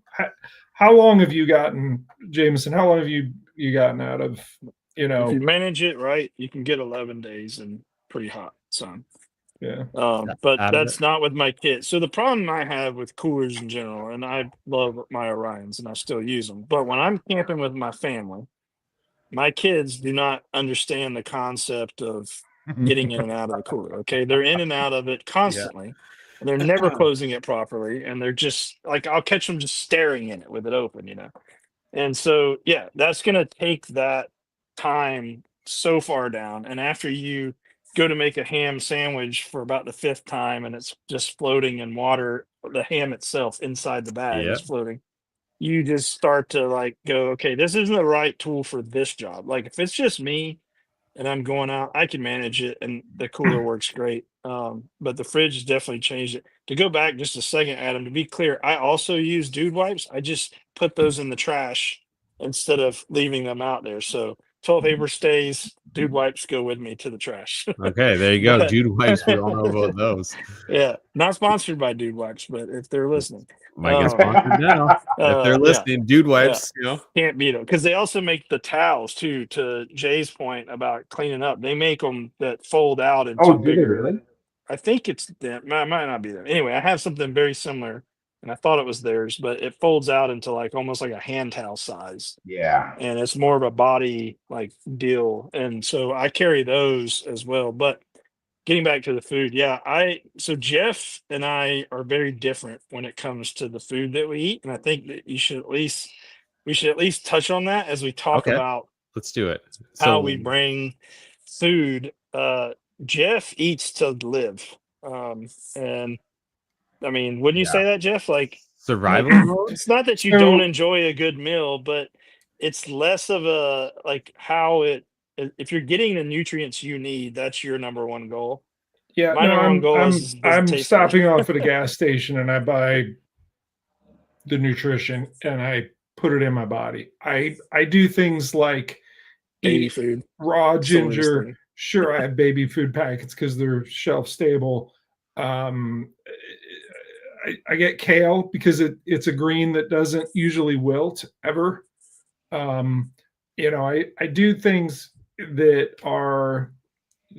So I have a Bachelor of Science in dietetics, which is human nutrition with a healthcare application. So yes, I'm wired a little different in terms of food. And when I camp and do all this with Jameson, I'm grateful that he's like, hey, we just got flooded out of the river because they released the dam, and like Jameson's like, want some goose sausage? And I'm like, sure, let's cook some goose sausage in the middle of like a biblical flood. Yeah, let's do that.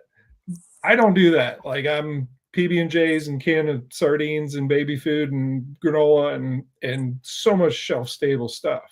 Yeah. I'll tell you, I'm going on the river tomorrow. Do you know what's already packed? I guarantee there's a packs of baby food in there.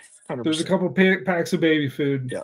There's like 4 sweet corn ears that are still in stock that like I picked from like that field right there, and I just eat that. I won't cook it. It's good, just like that. It's really good. Yeah. And like peanut butter and jelly.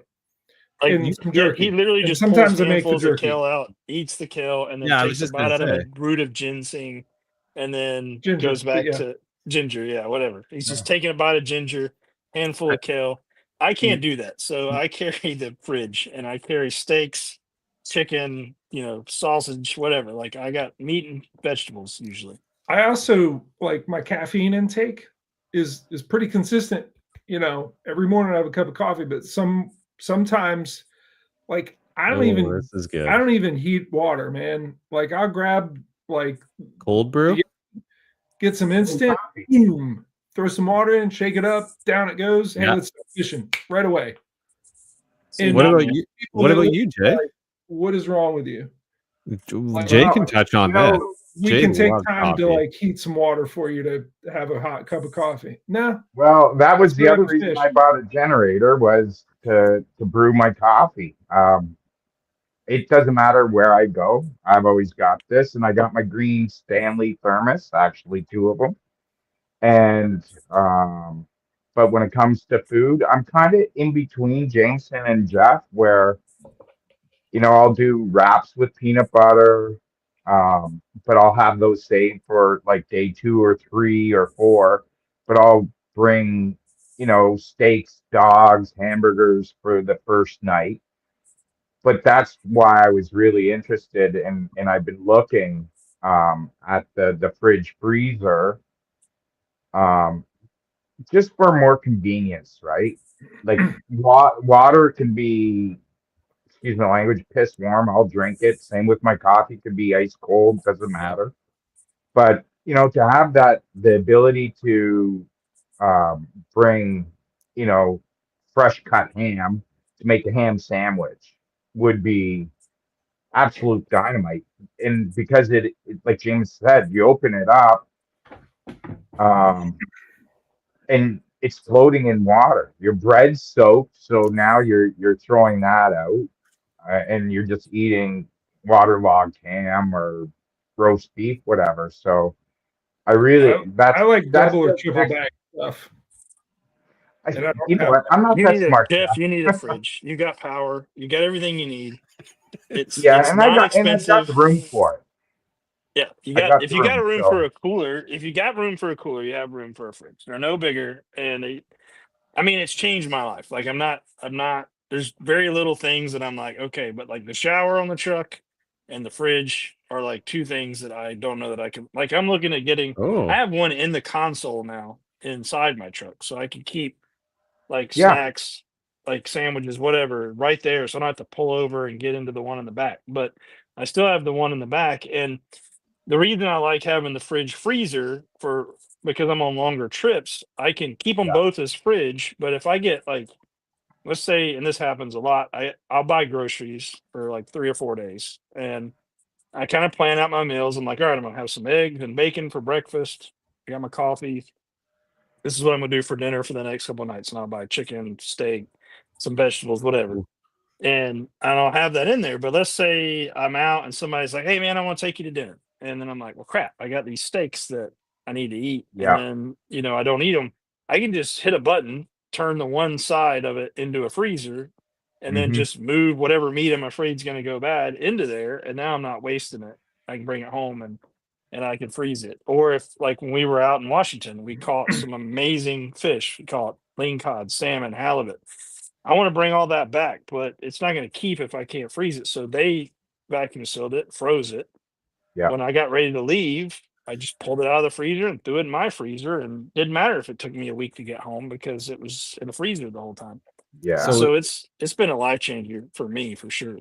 Jameson, is there a chance that there'll be like a cooking show that will come through all of this? Maybe. Well, we pepper it in some for sure. I've got the deck system too in my truck.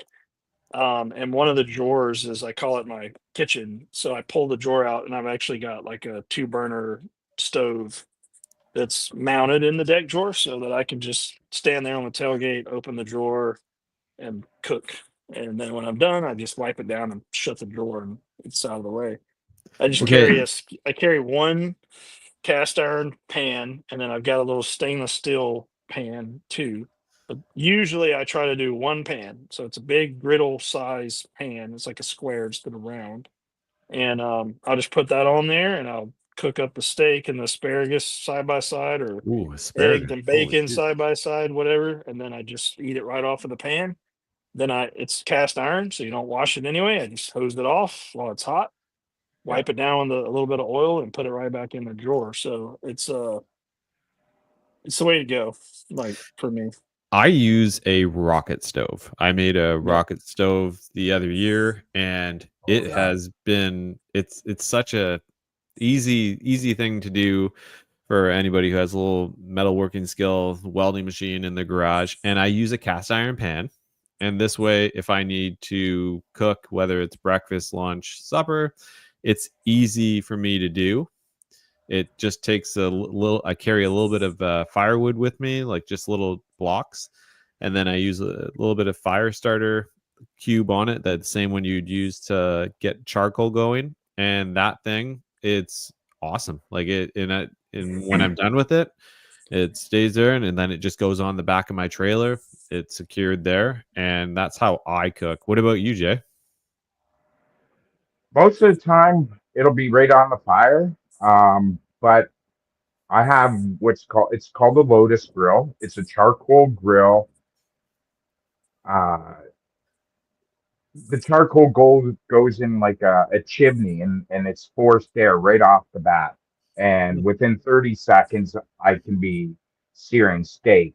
Andrew Ferguson, Andrew Cohen could attest to this. When It you guys works went lake for trip? me. Yeah, well, yeah, no, we were out fishing for the weekend, carp camping. I broke it out in the parking lot of a Home Depot because we went in to go get some food, and there we were, having a cookout at the Home Depot with the grill. So, but other than that, I don't normally do a lot of like hot food. Like in the summer, ham sandwich, peanut butter and jam, peanut butter and Nutella, on a rack. I'm with you, man, there. And I mean, Jameson touched on it, but I think of the other part of it for me is that the cooking, well, I think part of what's broken about me that I won't cook a meal when I'm camping. I mean, I will. And like I did some last year, like Boondocks came came out with their skedaddle. So it's I think that it's like a walk with a, you know, with a propane thing, and we did camp out on the Outer Banks, and I did a whole lot of cooking there to like make the marketing video for Boondocks for that product, and it is cool, and it packs down really small. In I've done chili and fajitas and breakfast. I did like, you know, cheese, ham, and egg bagels, and like I did corn on the cob in it. I've done a lot of different things, so it's within my ability, and I did that because it was, you know, my employer at the time. I'm like, all right, let's show off what this can do, but I don't enjoy it, and I think part of it is that I want to move on to the whatever the adventure is. I don't want to take the time to do it. And I think a huge part of that is that I worked over 2 decades in healthcare food service, and I don't want to cook anymore. So I get it. I go with Jameson, and he cooks. I actually enjoy it. And I bring steaks from the farm. The road. And like, yeah, that's been the best. What was it you brought? Oh, one of the trips you brought the was it the shanks, I think, or no, it was short we ribs. actually just today got a cow back from the butcher in come see me. yeah, we'll go. No, you brought short ribs one time, and that was I mean, we braised them. Ribs. But yeah, I think I enjoy the cooking part. I think it's almost like these little processes for me with car camping. Like, obviously I'm doing it a little different than a lot of people. Like, I'm usually doing it on my way to the destination, especially with the TV shoots. Once we get to the TV shoot, we a lot of times have an Airbnb because we got camera people coming in and other guest hosts. We did actually film a camping episode where we camped the entire time last season, which was awesome. And we're going to do it again this year. But I like the processes of setting up my little shower. Like, I take my time, I get everything set right, I put my floor in, run the hoses. Like, I enjoy that process. I enjoy the cooking process as much sometimes, honestly, as I do the fishing part. Like, you know, to me, it's all part of my adventure. Is, you know, maybe I'm not fishing. Like, and I go with people like Jeff and others that they're there for the fishing, and that's it. Like, that's what they care about. And they're like, you know, we park and we're setting up camp, and they're grabbing their rod out of the truck and they're running down to the water and they're fishing off the shore, you know. And I'm like, they're like, you're not going fishing? I'm like, no, I'm just gonna chill here, you know. And I'm just setting up everything, getting my chairs out, getting the fire going, and like taking my time to do those things. And then the next day, you know, I'm first one at the water because I've got all that out of the way, and I can think, you know, I can concentrate more clearly, I guess, on the fishing. But I actually enjoy that part of it, and I think that everybody's different when it comes to that. And I think that's what I love about things like this, where we can all kind of share the way that we do things. And it's there's so much, like, especially I think this is not a conversation you would have as much with big boat fishermen. Right. Yeah, is, probably not. like, I think for us as kayak anglers, one of the things that has driven us to camping out of our vehicles is how versatile the kayak itself is. We can take it anywhere. We can load it on the top of a car, in the bed of a truck, on a trailer, whatever. And doing that has opened up, like, my mind to, well, if I can take a kayak anywhere, I want to be able to get there. I want to be able to stay anywhere. I want to be able to, like, move quickly. If someone, like, we filmed out in Idaho this year, and the first lake that we were asked to go to by one of my sponsors was not working out at all. It was terrible. And we were able to move quickly because we were in kayak, or in inflatable rafts that in that case, but we were able to move quickly and go somewhere else. And I want the truck and the camping setup to be that way. I want to be able to, this lake's not working out, or this river section is not working out, let's move over here, and not be locked in to this plan of, like, well, we're going here, we're going to stay in this one spot, and we're going to fish this one lake. Well, then you might have a terrible trip because it might not work out. But if you're fluid and you can adjust, I think that's what kayak fishing has forced me to do. And so now everything that I do with my travel has to have that same, you know, fluidity. Is fluidity a word? think it's Yeah. So yeah. Well, the way I see it is that there's like almost three groups of car campers. There's professionals like yourself, right? You're doing this traveling for your show, for your sponsors.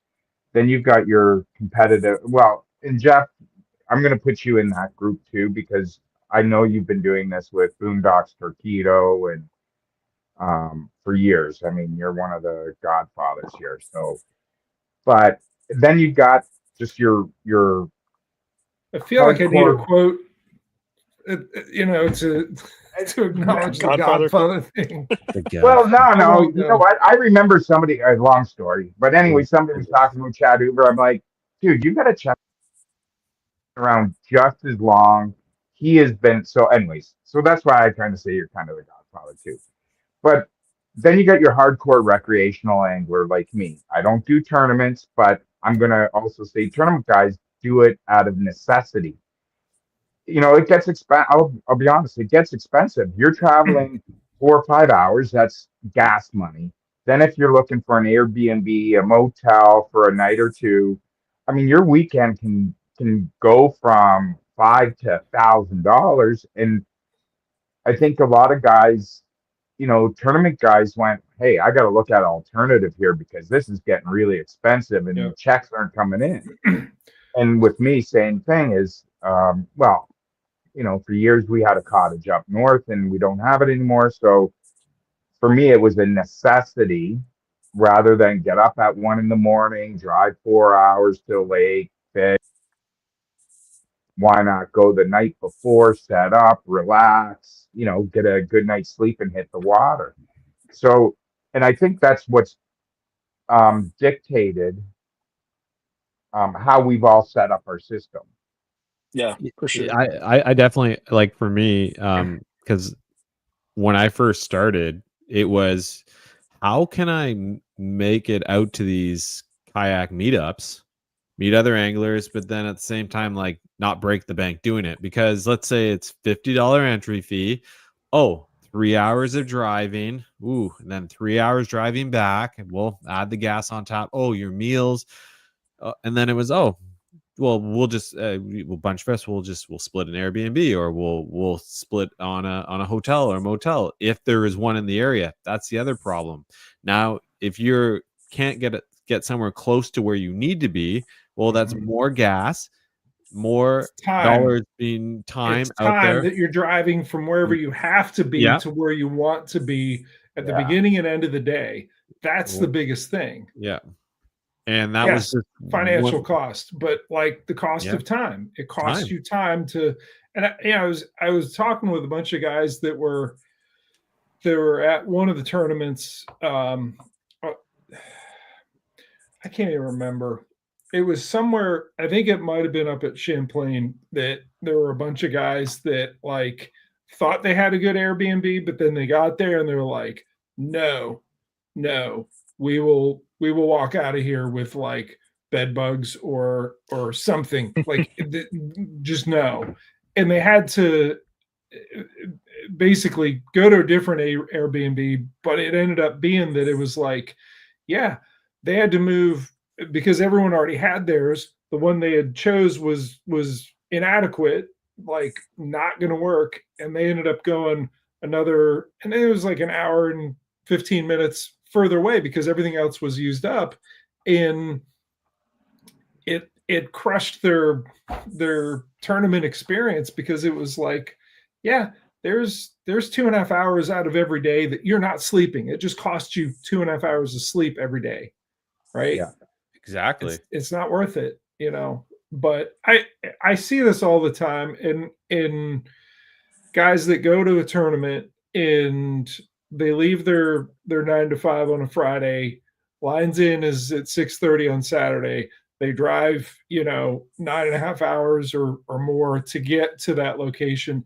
They sleep a little bit. They ramp camp and sleep in it, and they don't do it well.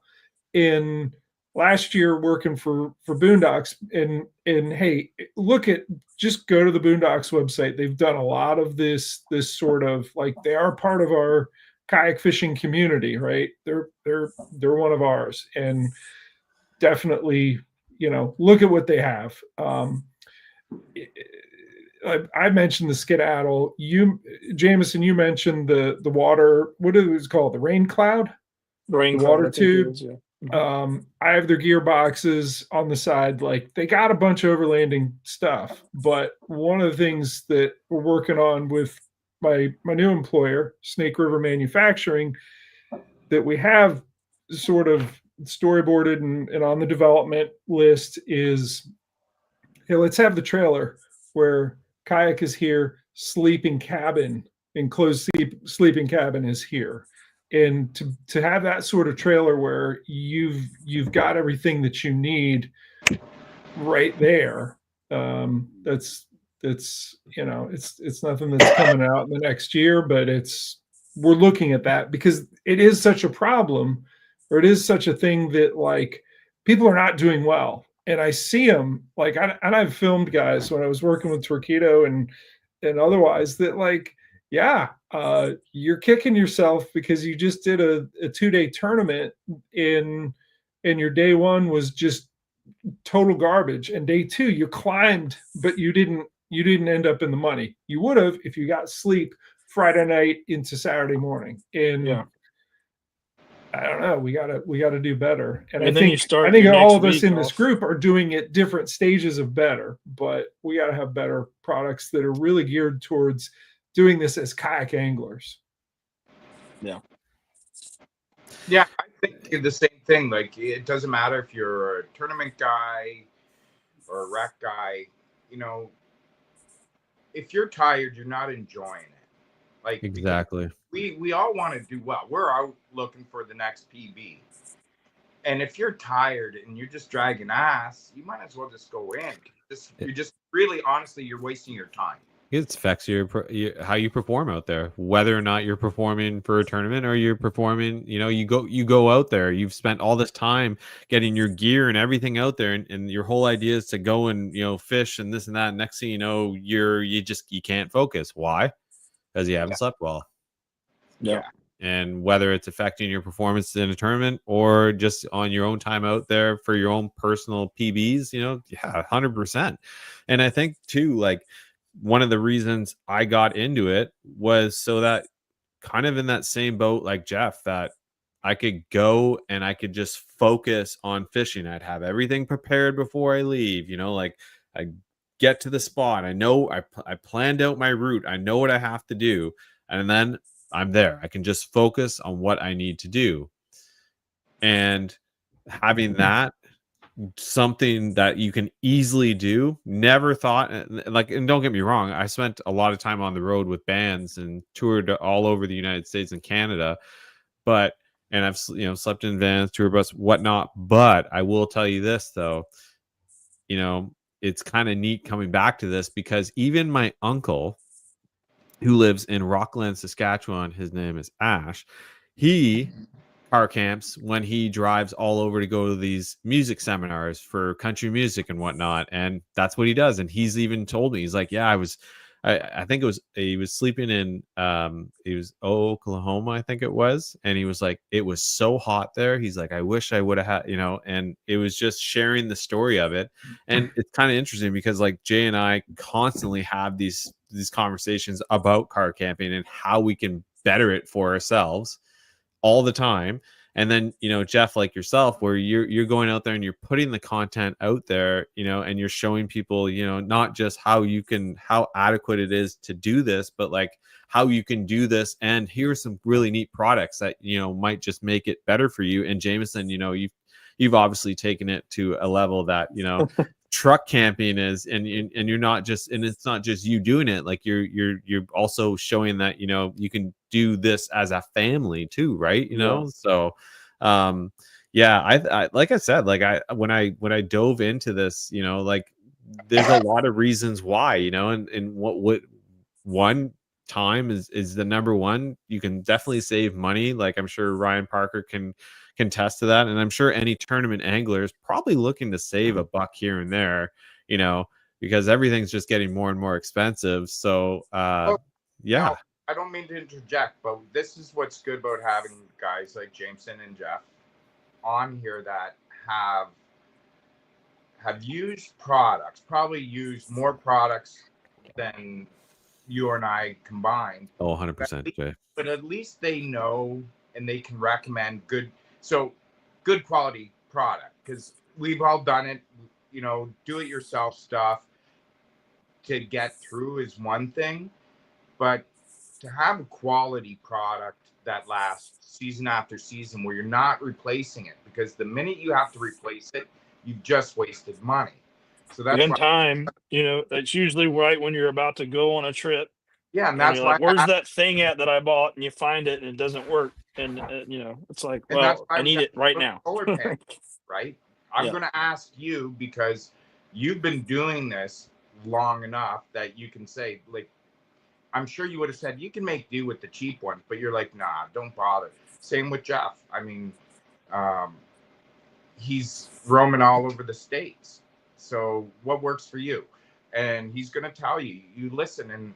And that's the important part, is listening to guys that do it on the daily, because you're not using just crap. You're going to use, and yes, it costs money up front, but it's no different than a good quality kayak, right? We all know we get on the water with the Sun Dolphin, but, you know, you get into, you know, a Bonafide, a Jackson, you know, there's a big difference. It's upfront money, but it's going to last you. It's going to make it more enjoyable, right? Yeah. And I mean, your time, like I said, whether you're recreating or whether you're doing it for tournaments or you're doing it to make a living, like it's still valuable. Like, and you want to enjoy it. You don't want to be fixing your gear. And I mean, you know, you can get online and find solar panels, for example, for $50. And the ones I'm talking about using, you're going to add a zero to that, you know, but I've ran it for 2 years now on the same battery, same charger, same solar panels with the same rate. Like they worked like nonstop. They just work. And, you know, that's what I'm after. I'm after like, okay, I don't have to think about that. That's working. And it's literally working nonstop every day. Like it never turns off. I never turn the fridge off in the truck. The battery's always on. It's always cold. It's always working.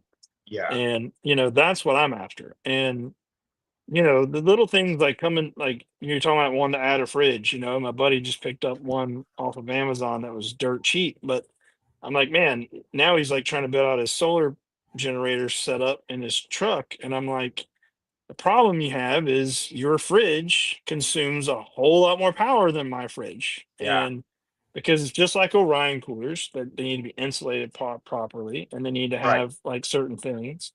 And I'm like, dude, like, I know you save money, but now you're having to buy more battery to run this fridge. Like in the long run, it's all about like how much you're consuming and how much you need to make in order to offset what you're consuming with power. And like efficiency is a big deal. Like, I mean, so it's little things like that. There's times when you can save money, you know, you don't need necessarily like some things are just like, wow, that's really overpriced. But there's other things that, you know, having the right brand, having the right gear, you know, you go from a sleeping bag that lasts you a season to lasting you 20 years. That's a big difference, you know. And if you extrapolate a $50 bag versus a $500 bag over that amount of time, you're literally spending more than twice what you could have spent if you had done that right the first time and took care of it. And then that's the other part. If you got to take care of your gear and just like we do our rods and our reels, like I fish a lot of saltwater. I know Jeff is in saltwater some as well. And you know, you got to buy the gear that can hold up to it, but then you also have to take care of it and maintain it and rinse it. And you know, if you want to continue to use it day after day. So I mean, my wife says I'm bougie, but like, and I am in a sense, but at the same time, I do a lot of research. Once I decide which one I believe is the right one, I go ahead and spend the money. And then I'm rarely ever I rarely get it wrong. I do get it wrong occasionally, and I have like the stupid motorhome that I bought. But you know, most of the time that research and a little bit of extra effort to find the right brand pays off, you know. James, So- that's your guest house. That is my guess. Jeff spends more time in that thing than anyone. That's it. It's a little stuffed motorhome now. It is pretty much. If you could just start making the payment, that'd be awesome. Okay. No, So I buy right. Buy I want once. to add one thing here. If you had any tip for somebody who is looking to get into, car camping, somebody who's looking to get into the whole truck setup, and also, let's go into the rooftop tent, what would you say? What would you give them? I would actually come up with a budget and look at all the different topics that we went through. Yeah. We talked about HVAC. We talked a little bit about security. We talked about showers. We talked about, power in the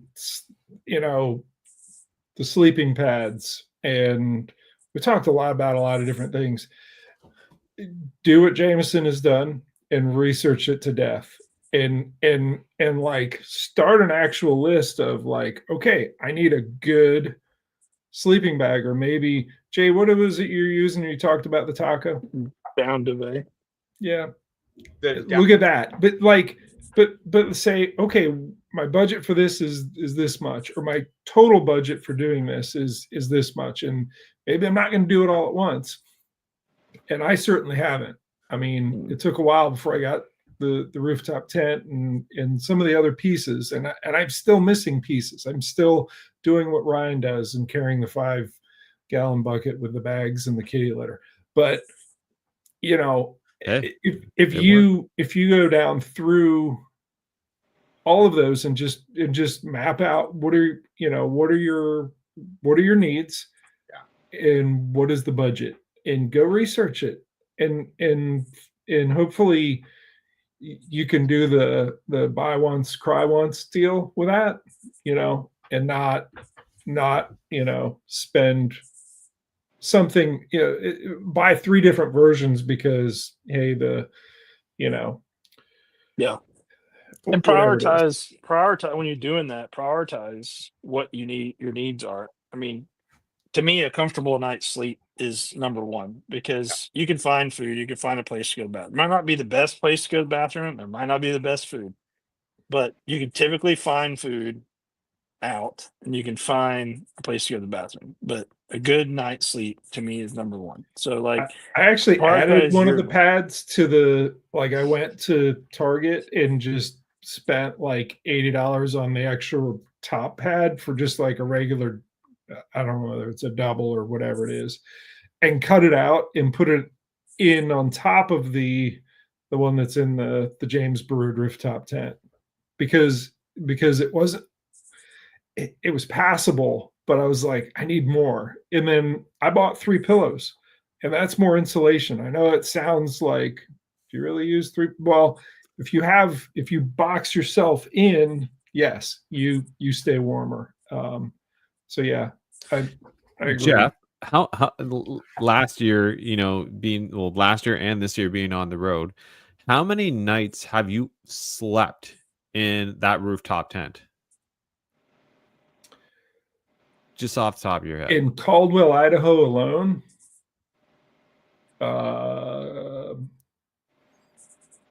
approaching a month. Wow. Approaching 30 nights in that. Outside of that, I don't know. Probably that much again. Yeah, I'm probably a couple hundred in mine now. Over 2 years, a couple hundred nights. What about you, Jay? How many nights have you spent? Well, this year's I haven't been out as much. Yeah.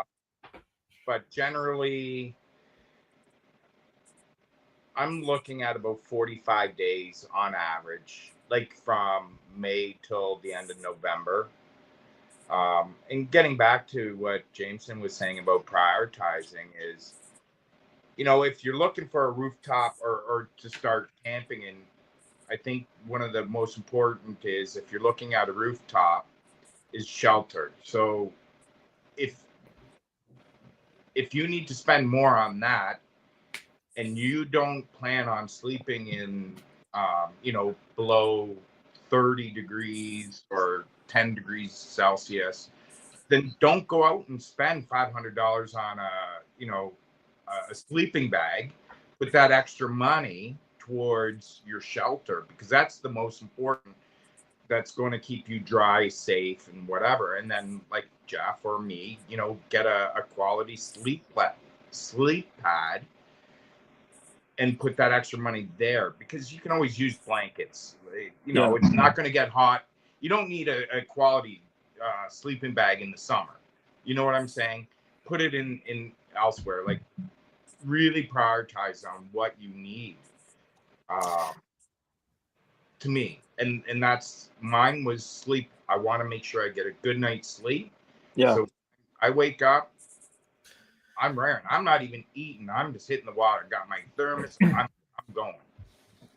I think you build on it, right? Like, once you have the shelter, Yeah. then you can go, okay, what's my next thing? Is it food? Is it a way to cook? Is it, play? And that's, I mean, over the last couple of years of my truck, every time I think, oh, I got a little bit of extra, or I have the opportunity to work with a partner, I'm like, this is the next thing that I want to add to it. And I just build off of that. And before I had campers, and I was even in between campers, I was doing the tent camping thing out of the truck. Actually, Adam, when I was up there, that's what I was doing, was just camping with a tent. And all of that gear that I've accumulated over the last 12 years of doing this is still good, usable gear. Like, I don't know of any of it that I don't use anymore. So now I have, accumulate, and I'll wait till stuff's on sale. I'll look for closeouts. I'll go to, having the luxury of traveling and visiting a lot of kayak dealers that are also just outdoor shops. It's like, oh, you guys have your, Western Mountaineering $500, $800, whatever sleeping bag on sale for 70% off because it's not sold. And I'm like, perfect, time to buy that. Even if I don't really need it, I'm like, that's a great deal. And that's a bag that's going to last forever and has a lifetime warranty. Like, it's a no brainer.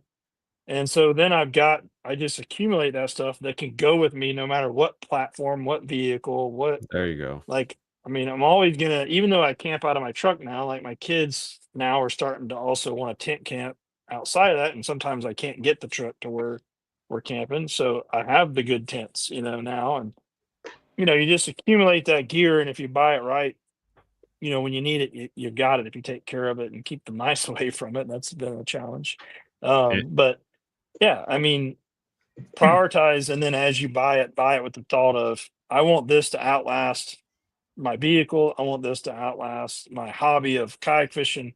It's gonna always be there when I want to go outside. One day my kids want to go out and camp, later, like, I've got this, and I know it's gonna work. I like this outlasting hobby of kayak fishing nonsense. I'm not saying that but some people change, like, you've seen it. How many people have we seen come into the sport hot and heavy, and then they have kids, or they go through a divorce, or they get married, or whatever? And it's not that they don't love it anymore, but their life changes and they can't focus on it. So it changes, but you still have the gear, and maybe you sell your kayak fishing stuff, but you still want to be outside, right? So you still have the good camping gear. But get outside. It's I know good what you're for talking about, but I feel like we need to have funerals for those individuals. Well, I'm like, I don't know that I'm definitely not out of kayak fishing, but I've expanded quite a bit over the last couple of years with inflatable rafts, big boat stuff now. And the rafts are cool. I miss the kayak fishing sometimes. It's mostly the people that I spend a lot of time around. But I don't miss sometimes dragging my boat with you down a river, which shouldn't ever happen. Like, you shouldn't have to drag your boat down the river, Jeff. There's things like waking up in a flood, that those memories are great, but I don't necessarily want to do that every day. So you change, but stepping onto a $700,000 boat is nice too. Yeah. So, Jay, think of like your think of one particular favorite camp spot where you car camped that was a phenomenal fishing trip or fishing location or I don't know. Like what's your favorite? Favorite one place. And you don't have to tell us where it is, but like tell us about it. You got to drop a pin and share it. No.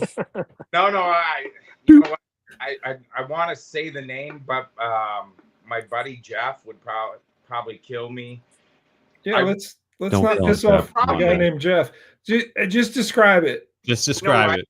So you're again an hour away from the nearest city. Anything. It's on a backlogging road. It's a good thing I got 4-wheel drive. And you get into it, it's Crown land, so it's free camping on Canadian government land on this remote lake. There's not a cottage, there's nothing on there. And it's an east-west lake. So first thing in the morning, that sun's just coming up, and you know, you're sitting there. When you get up, you get out, and that sun's just cresting. It's beautiful. The only problem is I won't go back because the fishing is shit. But but the experience was well worth it. Like, just if I were to go back, it would be probably just to camp because it was pristine. It had a view that you could go in. If you had to use the washroom, you could look out and relax. You know, that's a great view. yeah. Like, I mean, it's one of those, and that's what I look forward to. It's the adventure too, right? Like, I love that. I love that word adventure. Like, it's kayak fishing for me or a kayak was just a means of getting on waters I've always wanted to fish that I couldn't with a boat. But then it turned into an adventure, right? Because now you're looking at Google Maps and going, that lake looks juicy. This one looks juicy. Where can I camp? Where can I go? Can I get in? So it's part of the experience. And my buddy Jeff, Dutch, I call him, he really kind of forced that, taking the experience of what you're doing. It's not so much about the fishing, it's about the people you're with, it's about the surroundings, it's about, you know, just forgetting everything. It's an escape and being in the moment. I'll tell you the lake because nobody will find it. It's called Sand Lake. Found it. I've been there. Yeah, I know that place. Yeah. But I'm going to tell you, it's probably my favorite place that I've been to, and we went back twice. Like, even knowing that the fishing wasn't hot. Like, I mean, you know, biggest was about 18-inch largies, but it was really good. What about you? Yeah. One that stands out was in Oklahoma, a river, and it was a place other people were doing it, but it was a massive sandbar, and inside sandbar, huge gravel area, and you know, I got to pull to the innermost part of that sandbar, and then you had to kind of put it in 4-wheel drive to get up this bluff to get up and out of there. But I mean, you were just tucked in a really nice spot, and there's something really cool about going to sleep and hearing moving water. Yeah. It's another thing to come out of sleep and hear flood water and you're about to die in your We tent. didn't hear it. I think you actually felt it. No, so all right, that story. Wet dreams, boys. How many days were we out there? It was the last night that we were going to sleep out there. No, we were supposed to have one more night, but we didn't get it. So we hurried up. I think it was the third night. It was over. Yeah, like they did a dam release, and no one told us. It's. Well, there's a video on it. So it's twilight, or it's starting to become light out, and you hear the birds, and I'm kind of in and out, but I'm like awake a little bit, and I'm like, why am I dizzy? I have a little bit of vertigo just laying here. Whatever. And I lay there some more, and I kind of roll over on my side, and my left knee flops over the right side of the air mattress and goes sploosh in like that much water in the tent. Yeah, we were floating. I was dizzy because the air mattress was It's floating. like a water bed. Oh yeah. Yeah. Yeah. And what did I yell out? We got water. We got water. Yeah. And when But we it, all but it, got but done, it was the intonation of like fear, emergency, anxiety, and just full on loud, like, we got water. we were 9 feet above the water, by the way, the night before. Really? Yeah. Oh. But yeah, so by the time we got done, and also kudos to everyone that was with us, because we had the right group of people. You know, you never know like how people are going to react in a situation. For sure. But you find out, you know, when there's a situation, and everyone, no words were really spoken. We all just went to doing what we had to do to get I camp spoke broke. some words. Hey, grab that Kusa. It's floating away. It's floating away. Got Yeah, it. but I'm saying everybody just did their thing, got camp taken down, and then literally we cooked goose sausage while we watched the water continue to rise. But by the We had to time we move got twice though. Like we moved it here, and Yeah. it was like, okay, now that's flooding, and it's been like 8 minutes. Okay, we got to move it here again. Yeah, by the time we were done, there was waist deep water where camp was. So it was rising fast. And that was in like But 20 minutes. yeah, it was ridiculous. Sketchy. Don't want to do that again. That's not my favorite place by far. My personal All right, let's favorite hear place. I don't know, man. It's a hard one, but I can tell you the top probably 10 were unplanned. Just places that I stumbled across. And one of them was actually after picking up the camper, I had my wife and my kids with me because I thought, what an adventure. I'll take them to California with me. And then on the way back, we'll camp. And so I got on the map that I was telling you guys about, that All Stays app, and I found some public land in the Tahoe National Forest. And there was all these little like lakes, little chain lakes up in the mountains. And so they had these little like dispersed camping spots at each one of them. And we just started driving up the Forest Service Road, and we would stop at the first one and check it out. Let's keep going. And we finally came up on this one that was just like about as far back as the road went. And there was a spot like right on the water. And we backed up to it. And I mean, it was just like, I don't know, the most picturesque thing that you could imagine. And there were trout rolling. And there were, you know, my kids were swimming and just going crazy. And like, we were going to keep moving, and we decided, no, we're just going to stay here for a couple nights. And I remember like my wife woke up and she's like, man, I'm really glad you got this camper. So like the whole thing was just like the perfect storm of like, we just picked up the camper, which she wasn't like, even though, you know, she still was like, I don't know about having this thing on the truck all the time. And then we got there and she was like, holy crap, we can do this with this, you know? So that one stands out to me as one of them for sure. So I'm gonna touch on my favorite car camping Downtown spot. Toronto? Cherry Beach. Cherry Beach, downtown Toronto. No, that is probably my least fit. Okay, I have hold on, Jeff Jameson. This guy decides that he's gonna go and car camp at the crackhead beach of Toronto. So Toronto is no different than Chicago. It's probably worse.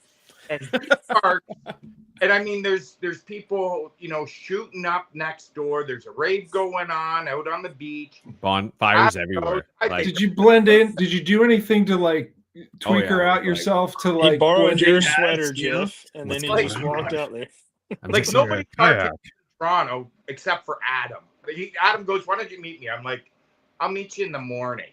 I'm not camping there. Golly. Well, when you live, you know, 4 or 5 hours away, you know, sometimes you just gotta take it, and that's just where the meetup was. didn't do too good of a research on that one, but no, my favorite so far, my favorite spot is last summer I had an opportunity to go down to Paul Smith College in Paul Smith, New York, the Adirondacks, super beautiful. And on my way back up, I had an opportunity to fish a river that was near one of the state parks there. And this, like, it was so cool because when I pulled in, I was like driving up and I'm like, oh, there's a dam. I'm like, sweet, okay. So I'm like kind of going up and I'm like, I drive by and I'm like, I can see you can turn in. And I'm like, oh, I got my trailer. I'm like, I don't really want to have to back out of anything like, crappy. I'm like, so I kind of pull off, walk back down and check it out. And I'm like, this is like perfect. It's like a little roundabout. You just go in, you come, you park, nice little easy spot to launch. I was like, oh, maybe I'll fish here. So I grab a rod out of my rod tube, make a cast, and third cast in there, a little smallie. I'm like, okay, maybe this is good. It was honestly the best place yet because you could just hear that running water, and it was like white noise to sleep with, and it was so peaceful. And when I woke up that morning, there was, like, when I was leaving, like, there was just this low fog just kind of coming through, and like it was just like, even if I didn't even get out on the river, I was just like in awe, like that I was there. And it was just like the best way to like really, the icing on the cake for an awesome weekend down with a veterans thing. And I'll be honest with you, like just that, it was like, man, that's like my serenity there. Like that is just, to me, it's like, oh, like I said, like same thing, Jay, like, like you say, like, oh, even if I just to go camp, like it's just this nice little spot, like, like literally, camping down by the river, and to me, that was just like my little slice of heaven. And I still think about that spot. And I've actually drove past it in, I believe it was February when I went back down there.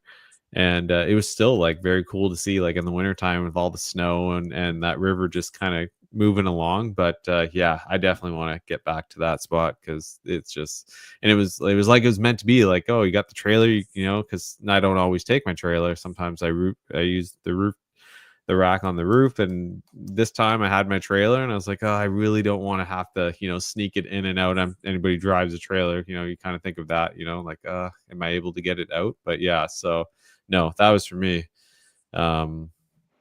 Yeah, guys, I gotta say, like, this has been a lot of fun sitting down for the first ever down the Scupper hole.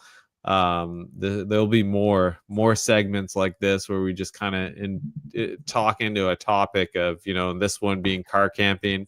My guest tonight, Jeff Little, Jameson Redding, and Mr. Downtown Jay Brown, and also Mr. Ryan. Yeah, Ryan Parker. Thank you, all of you, for taking the time to come on the podcast. Also, I'll let you guys, I'm sure everybody knows where to find you, but for those who don't, let them know where to find you. Go ahead, Jeff. Somebody go first. The Little Stuff YouTube channel and Jeff Little Kayak Fishing on Instagram. And yeah, I finally did the TikTok thing. I think it's called River Rubbernecker is my TikTok thing. But yeah, I put most of it on Instagram and YouTube. And Snake River Manufacturing is my employer. Really cool trailers, kayak trailers, but we're also jumping into the whole supplying all of the parts needed for DIY trailer projects. Like we just finished making 2-piece bunks that you can put on any jet ski trailer, utility trailer. We're going to make them so you can put them on the truck bed, like the top of the rails. Yeah, so whether you're doing a welding DIY project or whether you need bolt-on rails, like we're moving in that direction, and it's fun working with Steve Carroll, who's just a brilliant engineer who's one of us. He's a kayak angler, and he does some really he builds things that last. We were talking about products that last, and boy does he, engineer for worst case scenario. So Snake River Manufacturing. Sweet. I guess I'll go Road Trip Angler on YouTube, and then also on FanDuel Sports Networks, and up in Canada, Wild TV. Yo. And then Jameson Redding on Instagram, and Jameson Redding Fishing on Facebook. Me, I'm not fancy like you guys. No, just Facebook, J Brown, or I think it's J Brown, and then Instagram, the real JB. And that's it, really. I don't do the TikTok stuff. Me neither. You will soon. You guys all will soon. Now, Jeff. I've heard I'm on there, but only from just clips that other people have taken post. But I don't see it. Yeah. Well, you know what, guys? Like, this has been a lot of fun. And everybody who reached out in the comments, all the guys up here in Canada, all the guys in the States, everybody, we appreciate the comments. I don't know what the next topic's going to be or where it's going to go, but hey, this is Down the Scupper Hole, and I am your host, Adam Pross, and I look forward to seeing you all again. And don't forget, if you want to get into car camping, I'm sure you could reach out to any of these guys and they would gladly give you tips, tricks. Yep. Don't forget to go check out Jeff's YouTube channel. He's got loads of stuff on it. If you want some basic ideas on car camping, hey, reach out anytime. I'm more than happy. You know where to find me, right here at the River Run Podcast. Thank you once again. I'm your host, Adam Pross, and I look forward to seeing you all soon. Cheers. Thank you for tuning in to the Paddle and Fin Podcast Network.